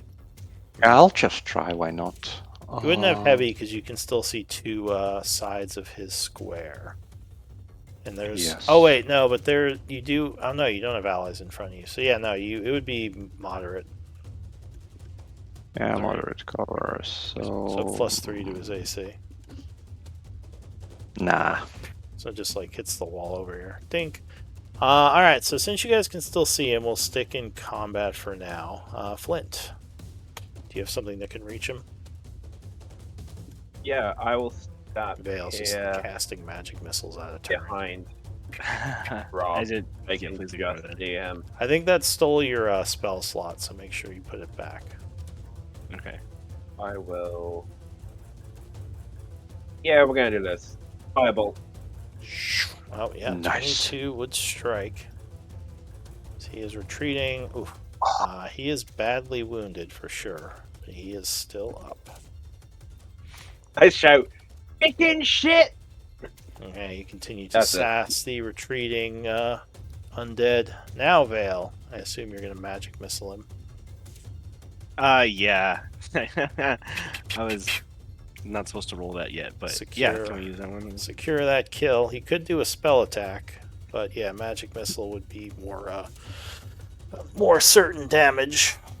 Though it would take a first level spell. Yeah, no, that's fine.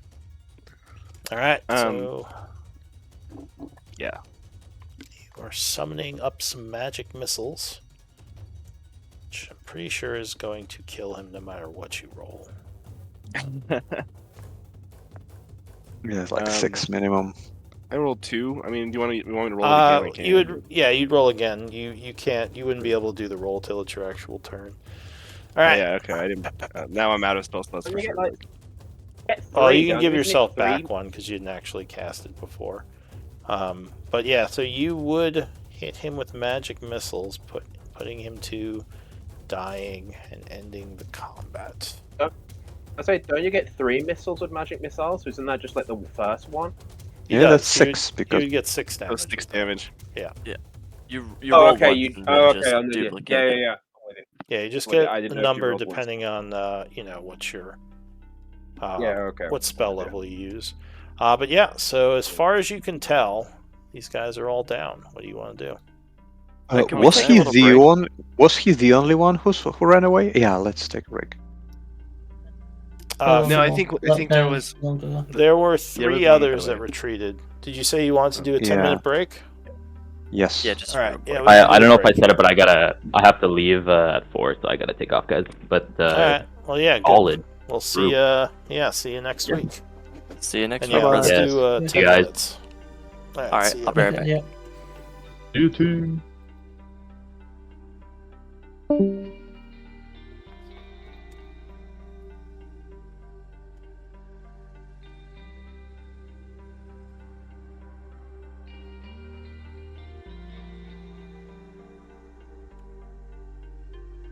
Yeah, Spike Growth is a really good spell.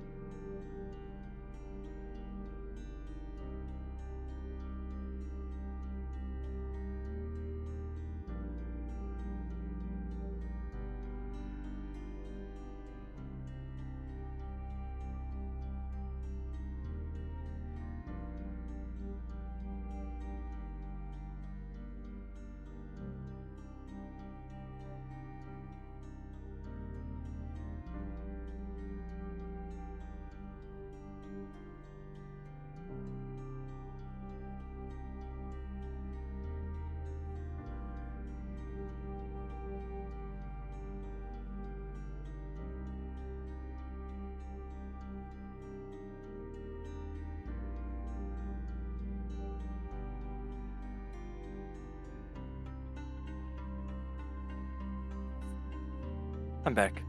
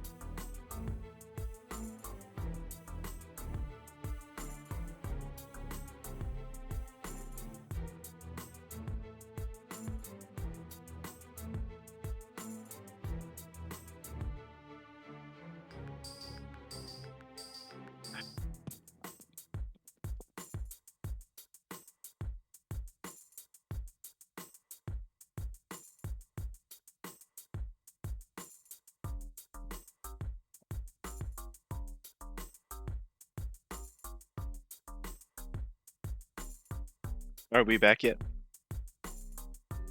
I'm back. I am back. I'm back. Yes.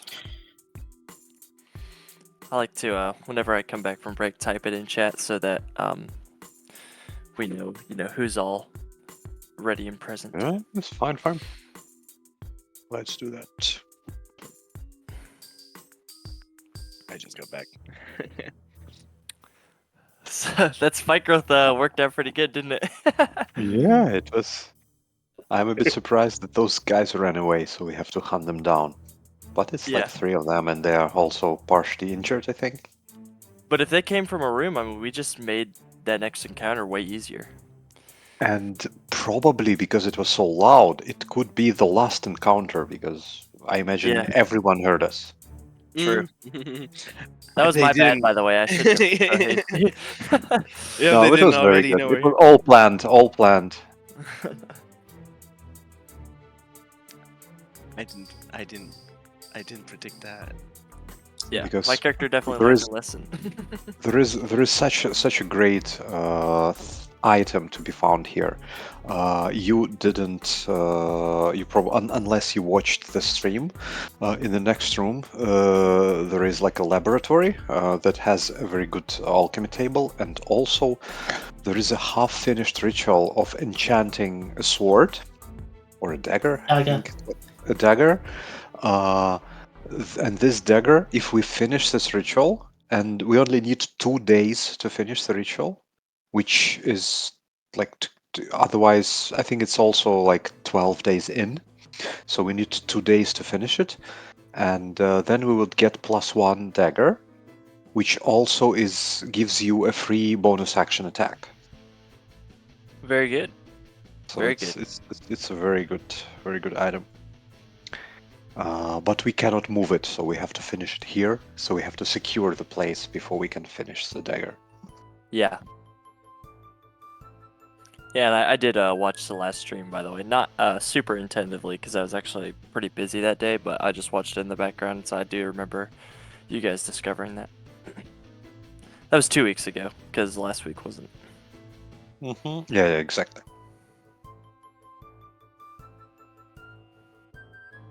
Yeah, I'm glad that worked out so well. I was like, damn, what did I do? I was just trying to, kind of search for something, and then I blew me and my buddy up, and then alerted like 8 ghouls. But that Spiker just shredded them.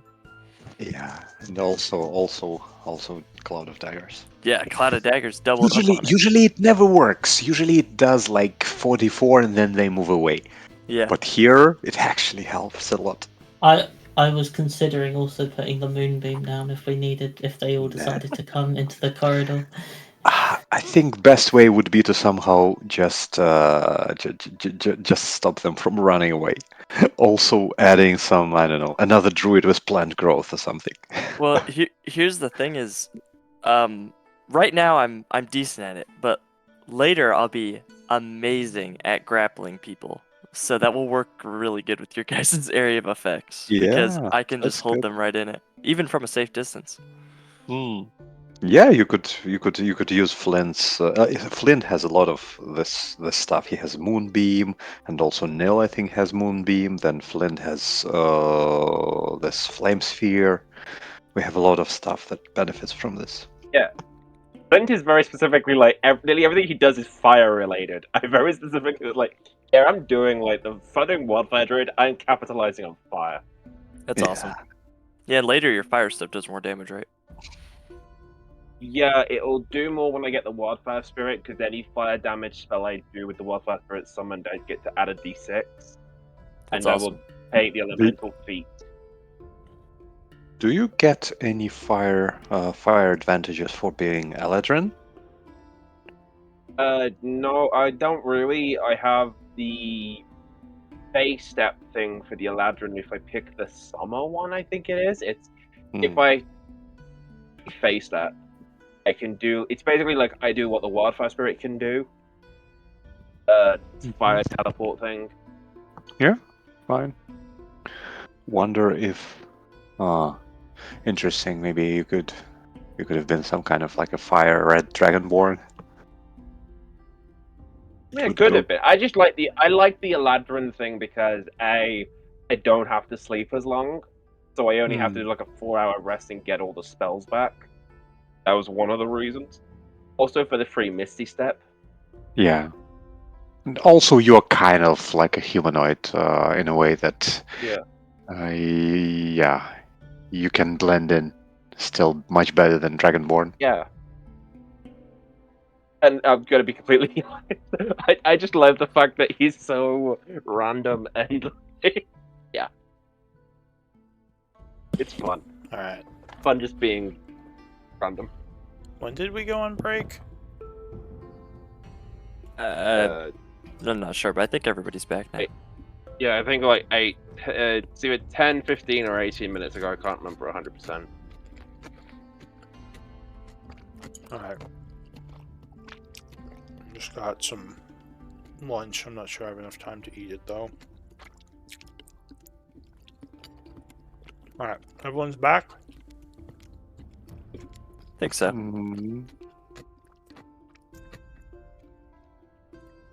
I only see 4. Who are we missing? Nil? Oh yeah, I'm here. Guys, say back. Alright. Yes, and Back G. So...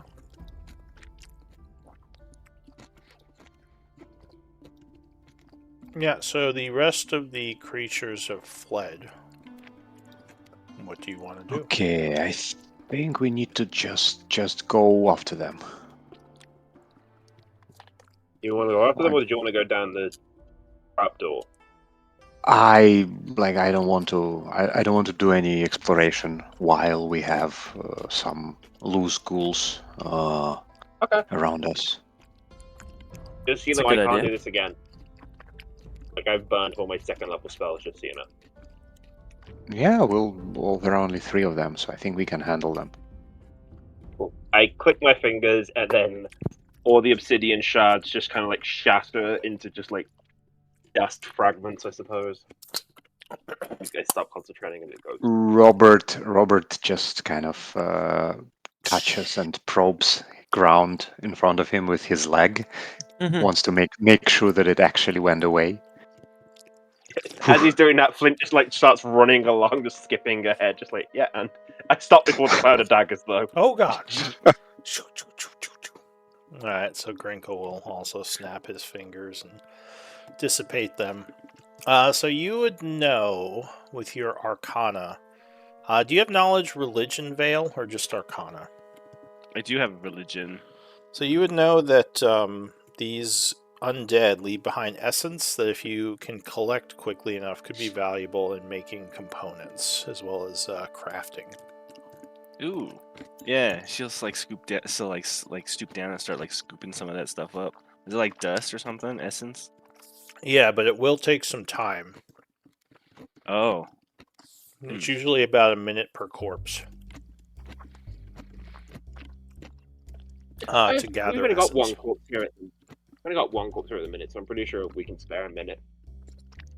Well, there's a bunch of corpses here to be collected from. You still have all the. Okay, let's do it like this. Like whoever is not collecting will stand here and just watch, so they don't ambush us, and you guys can do your collecting. All right. Sure. So, hang on a moment. I will put the essence in chat that you find, or that you collect, I should say.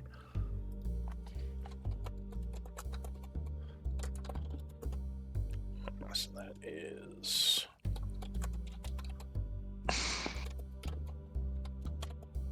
So there's Wraith Essence. Maho is the measurement of the amount of it. The CR is how powerful the essence is. So just make sure you have those numbers if you stick it in your inventory. Okay. 40 CR5. Okay. Yeah. Can anybody else help with this, or is this something only like I'm assuming? So anyone can collect essence. If you have the correct knowledge skill, you can collect more essence. So they can help you if you want. I will do it too. Okay. That's religion. Knowledge, Arcana, and religion, right? Yeah. Well, only one of the collectors has to have the correct knowledge score. Yeah. Ooh, Wraith Essence. I think we already had a bit of Wraith Essence from the previous one, so it's quite a potent one. Right, and some Shadow Essence.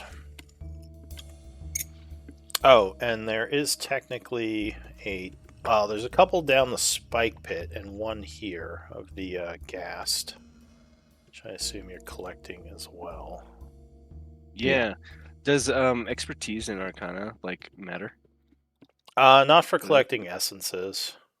It would just be if you have the proficiency or not. If you have the proficiency, you just get a little bit extra from collecting. Let's see. So, guessing, are you gonna try to get the ones in the pit, or just kind of leave them?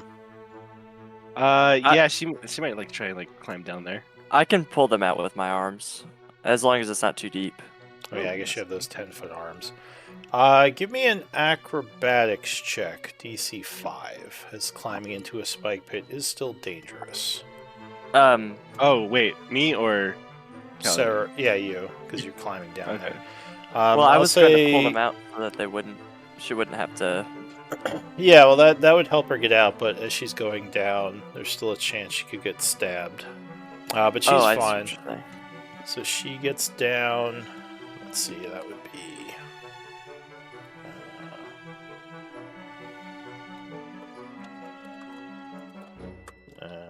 What are these things? Oh, okay.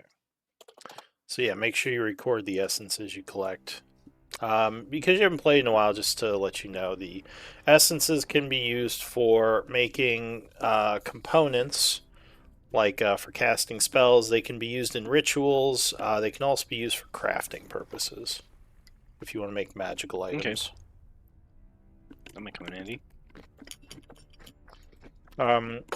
If you have alchemy, you can convert arcane or religious-based creatures into components over an hour, if you have the tools and the proficiency.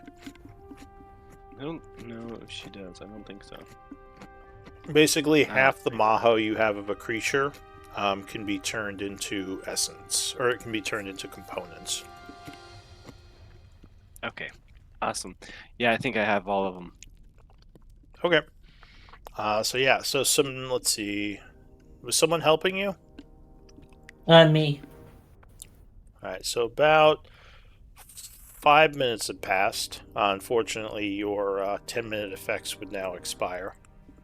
Alright, so my arms are back to normal. None of the gas have returned, though. It's been quiet since they retreated. Looks like we taught him a lesson. Let's go find them anyway. I guess they. Let's quickly take a look at what is here, because I saw that there is something here just to be sure. Oh, god damn it! Another door. Well, let's. I don't want to go there. Let's first find those ghasts. We know because one of them went this way, right? did they? No, they I all think went didn't south. they all? Yeah, they all went south. Yeah, they all went I thought we south. still won't go left because we were firing at it from the very edge. That was Well, down. that No, was if you went here. Oh. Yeah, I was down in the graveyard room. Yeah. So I thought think we we need to told get we need to get rid of them before we start exploring. I'm just afraid that we will encounter some other group and then they will ambush us from behind. So Hey, let's better safe than sorry. Absolutely. Yeah. Let's go and try to find them. The very good liners go first. So By the way, go ahead. By the way, those are the hobgoblins we were looking for. If you are interested. Yeah, so you They're would dead. see which you kind of stepped over earlier, but yeah, there are corpses of partially eaten hobgoblins here. Just their, they still have their armor and like some of their weaponry, but yeah, it seems like hunks of flesh have been torn out of them. Most likely by the ghouls or ghasts. Oh yeah, I'm thinking to go south here. So, Flint, you might actually know something with your survival. Okay. Because I think you're the one with survival training, right? They all has You have to catch up with the group. I think you also have really good perception. So you would definitely see signs of passage as they came through recently. The south door does seem like it's open. When you get here, the piton seems to have been like knocked away and the door kind of smashed open by something. I'll pick it up, by the way. Yeah, so you can reclaim That's your my piton. They came this way.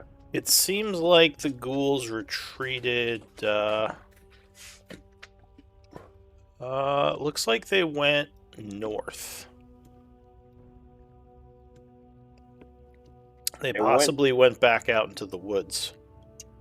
Or went out into the woods. They're out in the wild. They're wandering around. Let's go back.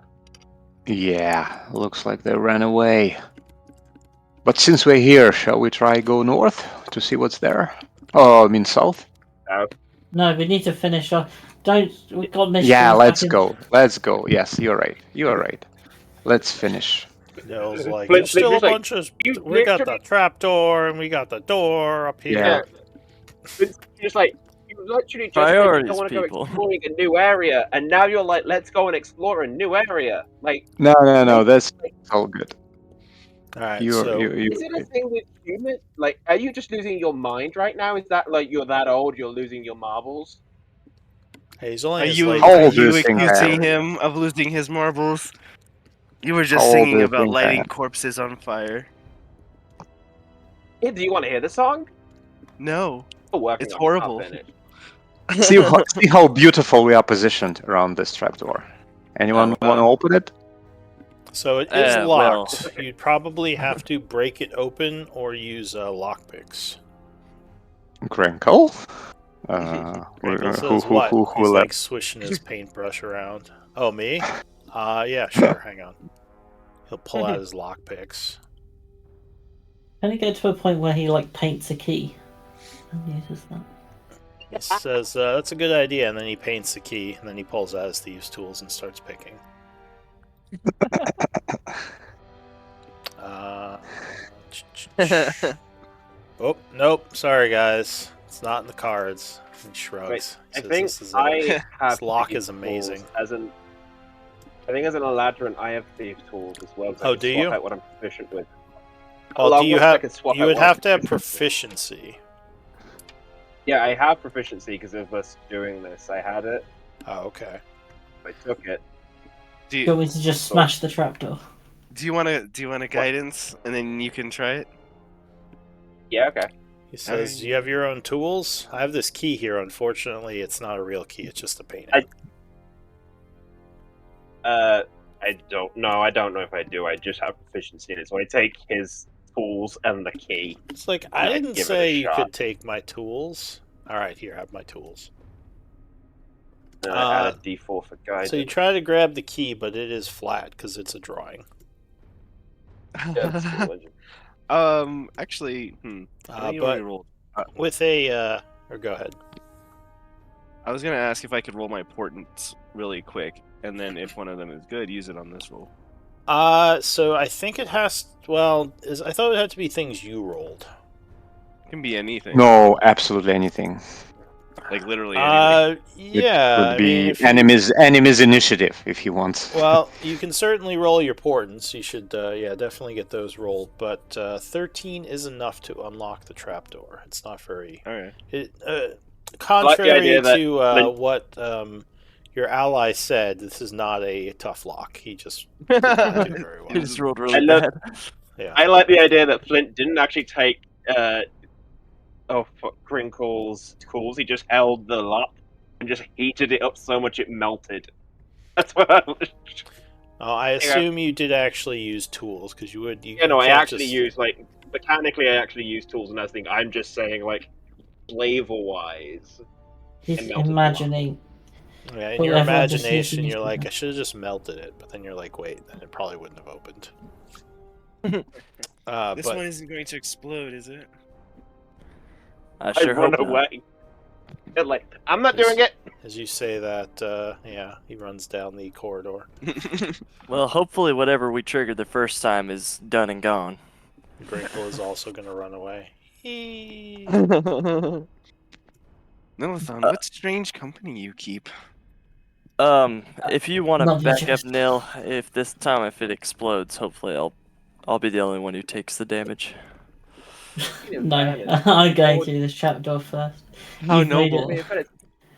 He called you a div, and you're still friends with him, so I'm not entirely sure what you were expecting. Yeah. Alright, so go for it, Nil. Nil pulls the trapdoor up. Luckily, it does not explode with thunder this time. What does it explode with? Nothing. You would notice there is a magical symbol on the bottom of the inside of the door, which might be where the energy came from. There's a ladder going down. Body. Can I see anything at the bottom? Pick up a gas body and throw it down the hole. You what? You said. I'll let Neil go first. Alright, so you look down. Stairway, or not stairway, a ladder goes down into a, I'll say about 20 feet, into a dark room with a bunch of graves in it.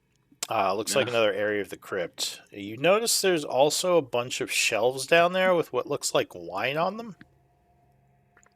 Like maybe someone set up a wine cellar down there. It's kind of dark though, so you don't see exactly, even with night vision, you don't get full light, but that's what you see with your passive perception right now. shelves, that's wine, fine. and crypt.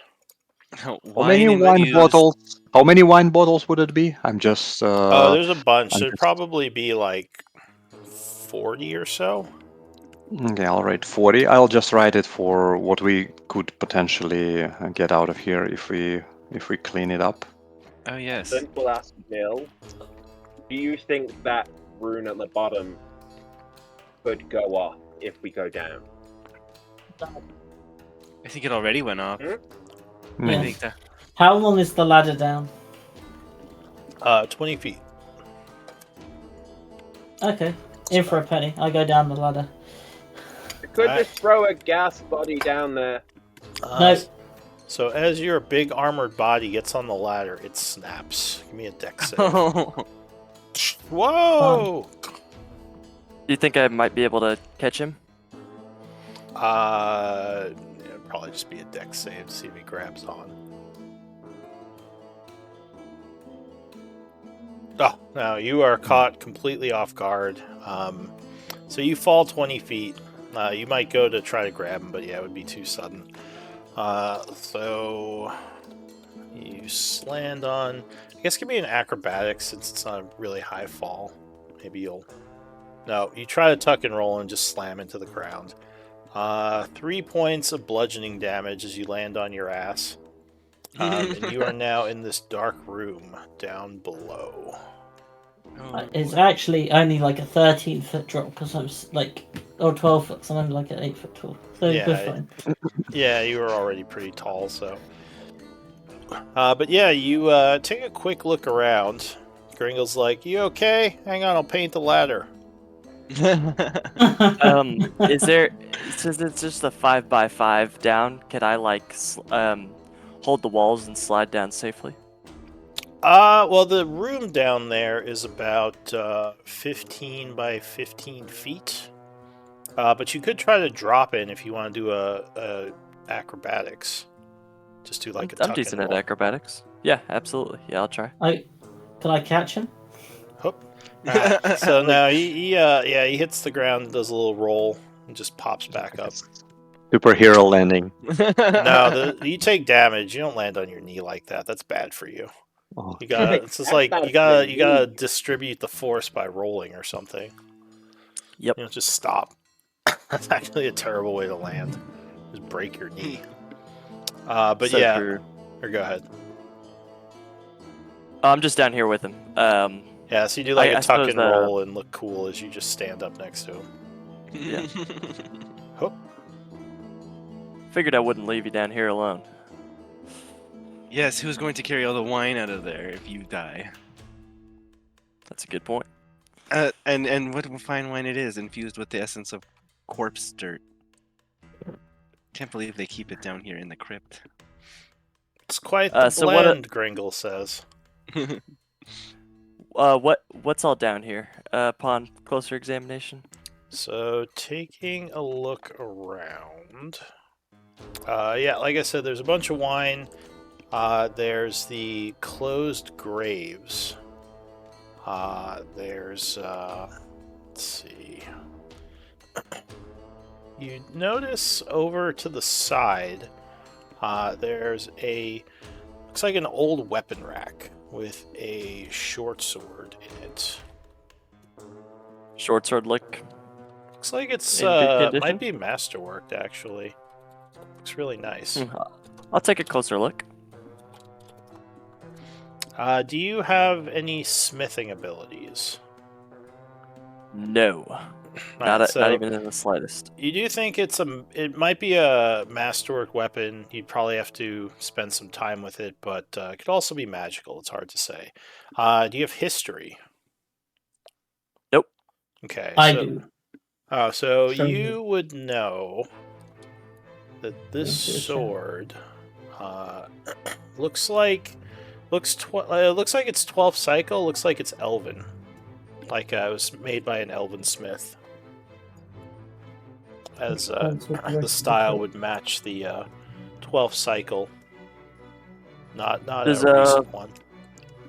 I'll ask Nil. Does Robert usually know anything about weapons? So for it to be this old, you're pretty sure it's enchanted. Just FYI. Yes. Oh, okay. Wow. Yeah. So that's one to save for later, as I pat the boots on my back.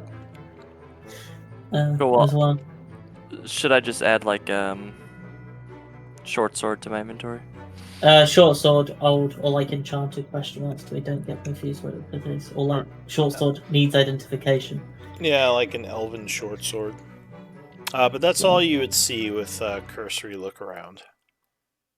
Okay. All right. And there's no like hint of the person that could have been sleeping in that room. Like there's no one down here. There's no sign that anyone's down here. Well, neither of you have survival. It doesn't look like this room was used much. Okay.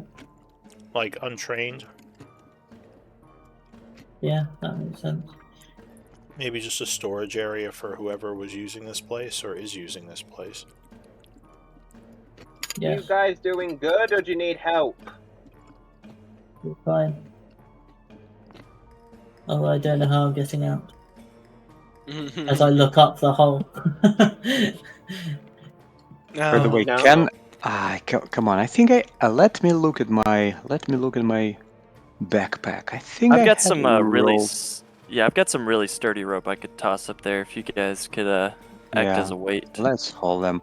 Wasn't this thing here actually stone, like carved? I think you were telling like that this is a part of the floor. Yeah, it's like a stone pedestal. Yeah, we could tie it there and then lower the rope. All right, so yeah, you can do a little rope to get them out. Yep. Okay. I've actually got like 50 feet of like sailor's rope. It's like really good silk rope. Silk rope, fancy rope. Yep. So did someone take that short sword?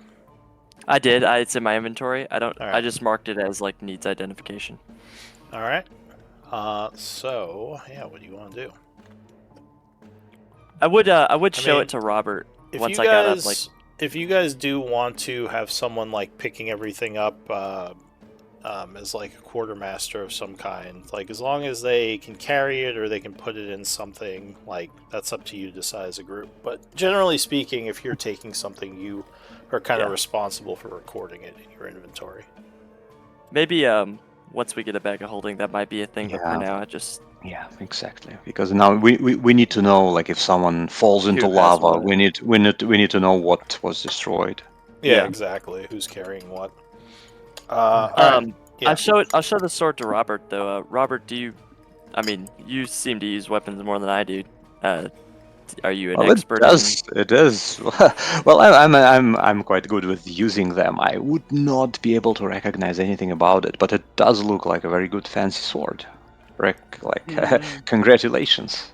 So I'll say, Flint, nice with your high perception, you would notice some markings on it, kind of underneath one of the hilt decorations. I will walk over and just grab the sword and just tilt it up so that I'm looking at the end. Don't say anything, just I'm looking at it to examine it. Alright, so you all kind of notice this too now. Do you speak, or what languages do you speak? I speak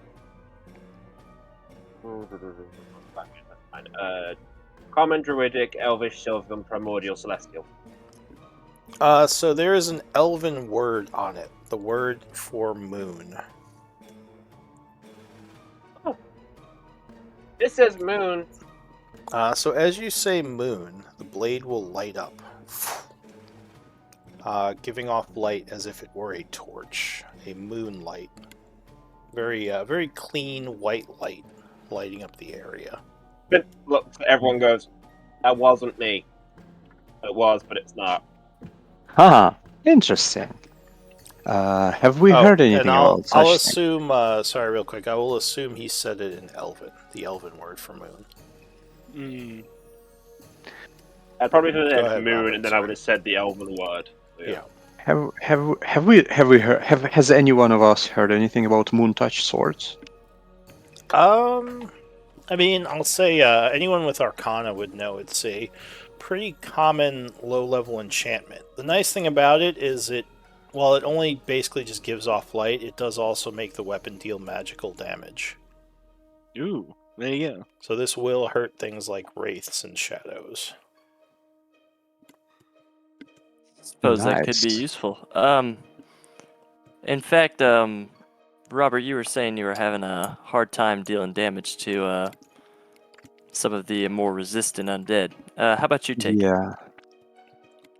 Oh, don't mind if I do. Now I feel much better because I was finally something to hurt them. Thank you very much. I'll remove the short sword from my inventory, and you might want to add moon touched short sword. Yep. Right. Is it short sword? Yeah, it is a short sword. Gotcha. And you, to go down. I'll say that you would recognize it as a masterworked weapon. It has a +1 to attack. Gotcha. As its masterwork quality. I'm gonna pull the rug over the trapdoor so no one interrupts our wine. Alright. Good idea.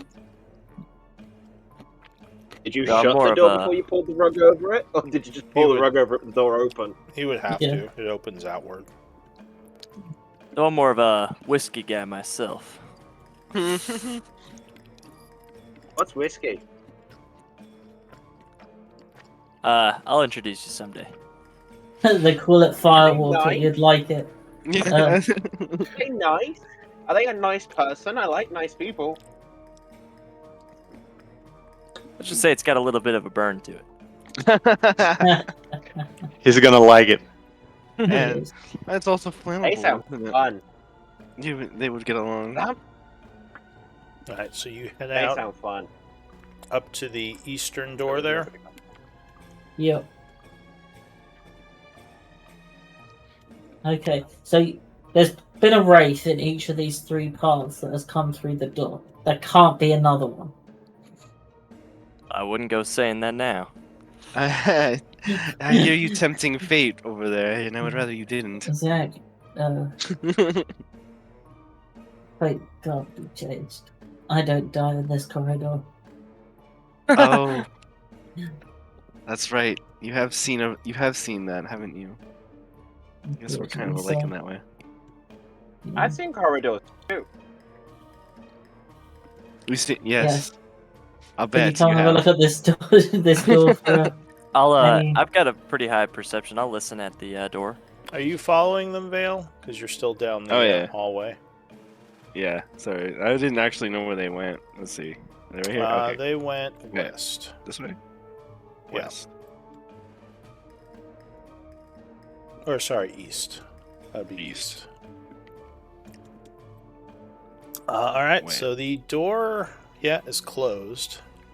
What do you want to do? I'd like to listen at the door real quick. So you take a listen. Give me an active perception. Awesome. Oh, you want a guidance? I was, guys, just while we are doing all of that, and before we go to the next location, anyone fancies a little bit of rest, maybe? I could use a little bit of a rest. Short one? A short one. Take an hour to treat our wounds, Grinkle says. Might be a good idea. Just before we rush into something, and I hope I can shake off this goddamn touch of that shadow. Can I do a religion check to check if I can lesser restoration, like the strength loss? I know I can't do the health drain. Religion or medicine might tell you something if you're examining his wounds. I'll help with medicine because I'm better at that. Okay. So, Flint, you would know that Robert's, the Wraith Touch is a little bit more of a damaging / dangerous wound. That will take a day to heal. The Strength Drain from the shadows is less powerful, and a short rest should clear that up. Yeah, I tell them all. So yeah, so I it can seems feel. like a short rest would I can feel my strength go. Yeah, and even Kaladin probably can use a little bit of short rest. Little Can risk I wouldn't hurt use a me. medicine check to tell how low Kaladin is on his health? Sure. So if you assess him, so Kaladin, just message him your current and full HP. Yep. Do a whisper. And as Yep, for I your will. check, Kaladin, you don't hear anything inside the room.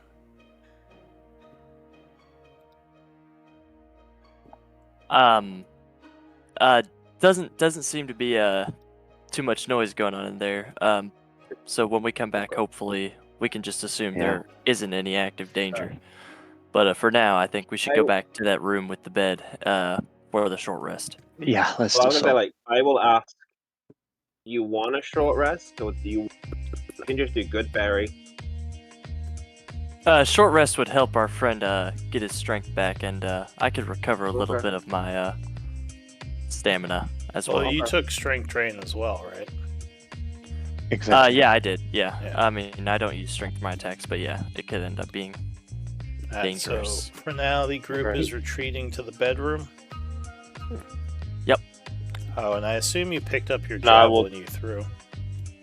Oh yeah, indeed, I did. If we retreat to the bedroom, I will go down and look in the wine cellar because I don't need. I end up benefiting from the short rest. I don't need anything. I'm full of everything I can be able to plan. So if you clicked on the drop item, you just click delete and it'll get rid of it. Assume you picked it up.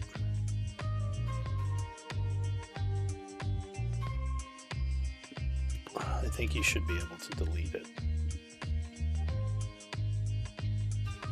Yeah, there you go. Alright, so you close the door, attempting to pass an hour in here. So, while they're all short resting, I'll go down the cellar to see if I can tell where the guy might have gone. Person may have gone. Where the what might have gone? The person who's been sleeping in the bed with my sexy positioned skeleton.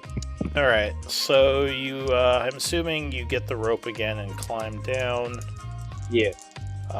Give me a... Well, you do see some signs of passage down here. But... Let's see...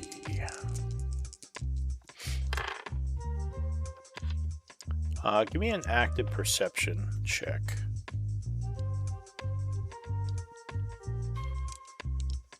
So, one of the walls down here looks a little strange to you. If you look closer and actually like kind of tap on it a little, you think it might be hollow, but you have no idea what this is or how you'd open it. This could be a secret door. I'm not doing anything with it. I just wanted to see. So then I'll like climb back up and I'll tell them. Okay. But yeah, you. That's good to know. As far as you can tell, yeah, there's no one else and nothing else down here besides this strange, possible secret area. I tell them about that, then that's it. Okay. Maybe we should explore that first after we're done with this rest. Yeah, I'm up for it. All right, so I am passing time. You have until I finish rolling stuff to let me know if you're doing anything. Maybe whoever doesn't need short rest, maybe guys you can spend your ritual identify on stuff that we have, because I think we had a couple of like boots and anything. I think sorry, were I think you Gringle saying had something Vale? Yeah, she's got identify. She can do that ritual. Okay. Hit the boot, I guess. Also, Gringle did. Gringle had it as well, and I think neither of them needs a short rest anyway. So one thing to keep in mind, I don't know if you noticed this, Vale, but to do identify, you do need a pearl worth 100 gold pieces, I believe. Oh, or 50. Yeah, I don't have that. So Grinkle does have that, because he was back in town and he bought it before. Just keep that in mind that you would need that to cast Identify. There are a couple of first level and other level spells that you need to have certain valuable things to do, and that is one of them. Like Chromatic Orb. Yeah, like I didn't know Identify. Identify. Yeah. Identify is a pearl, and there's a couple other random spells where you need a specific focus to do them. Okay. If you still have gold in your, well, I don't know if you have 50 gold left, but if you still have gold in your starting money, you can buy it with that. Otherwise, you'd have to wait till you're back in town. Yeah, I think during short rest, Grinkle can identify like 6 things. Yeah. Okay. Five technically. So, what is he identifying first? So what do we have? We have the boots. boots. Okay. And a ring. I And got a ring. magical boots, magic ring. Yeah. And the sword, if we just wanted to see what the masterwork is. But that's the one additional damage. We know that. So it's just the boots and the ring that I have. So he gets the boots done.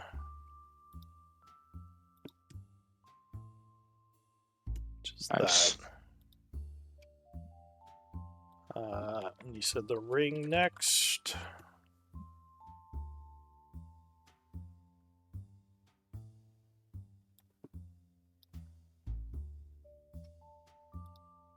So this is the ring.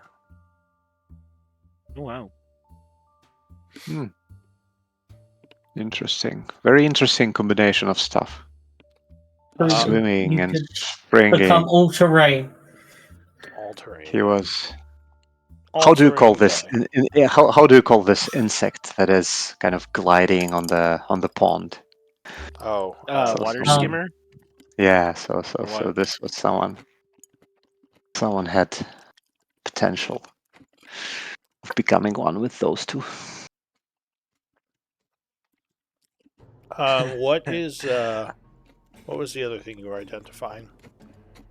Just to confirm the Moon Touch sword, that it is what it is, that we assume it to be. Yeah, it is indeed a Moon Touch weapon. Mm-hmm. I think that's it. I think that's all we got from magic. Okay. And I think Vale just wants to do arcane recovery to give herself back the spell slot. Alright, well, let me continue passing the rest. You're 30 minutes in.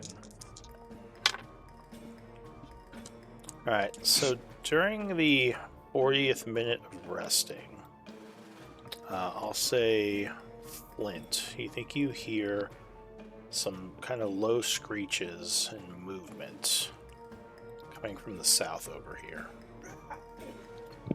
But you're not sure if they're getting closer or just in the area. Alright, I tell everybody to be quiet and try and hopefully lock the door. You think you hear the sound of something eating? Fuck, no. Oh, I hate them. Right, I tell them that basically they're recovering health from the damage we did. Then maybe we should go out and take care of the problem? How long do we have until we finish the short rest? 20 minutes till the rest is over. If we finish ours and they finish theirs, then it's a fair fight. Well, they were pretty. I think they were not very beating up anyway. Yeah. They managed to run away before we did any significant damage to them. Crinkle's laying on the bed next to the skeleton. He's like, I have my feet up. Let's just finish our rest. Yeah. Let's just try to finish it. We started, or otherwise, then we just interrupt it. We'll have to do it again, and then we'll. Alright, so you keep quiet, hoping they don't hear you. Give me stealth checks at advantage. Oh no. As you're trying to keep it so they don't hear you up here. 3 to 5, that's terrible. Thank you very much. Wah, wah. I'll take the top 3 from the group since you're not engaged in combat. I get. You know what? Actually, Nilithan, you have a 13. That's one of my portents. You rolled 13. Alright, so you have foreseen this event, and you remember he didn't do as bad as he thought he did. He was gonna kick over like a piece of furniture or something, but I stopped him just in time. Like, wait, this didn't happen. Oh, that's so flavorful. I love it. I was gonna kick a stone against the wall, and you just moved it beforehand. You were gonna walk across the room, and she was like, "No, don't do that. You're in big armor." He's like, Just "Oh sit yeah, down. just Don't stand do still. that. Just stand still. Just stand still. Come on." So anyway, after about 5 minutes or so, the noise would go away. You think they may have left, and you would finish your short rest. So go ahead and benefit from it. Beautiful. If I tell them that they've left, Oh, and I say, do we still want to go and do downstairs? And just a quick FYI for the new players. Well, most of you know this, but you can do short rests a number of times per day equal to your proficiency modifier. So I think it's 2 at this level. So one of your resources would be short rests, and you have 2 of them per long rest. All right, good to know. Thank you. Yeah, so just make sure you're tracking those, because you don't have to spend them. Like when other people are resting, you could just, like he was saying, do identifies or something. But if you do spend them, you have 2, and after that, you have to wait for a long rest. That was perfect. It just perfectly topped me off. So I don't even look, after that rest, I don't even look like slightly injured.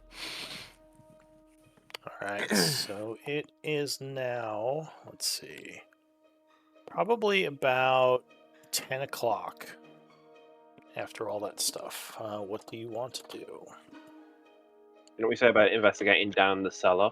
Yeah, Like, let's cool. check out Flint's secret wall. What Bruno was talking about.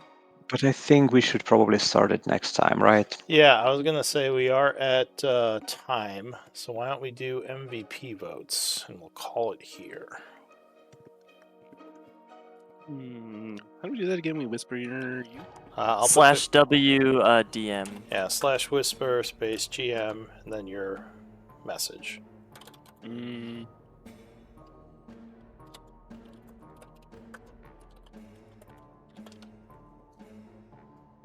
Like that.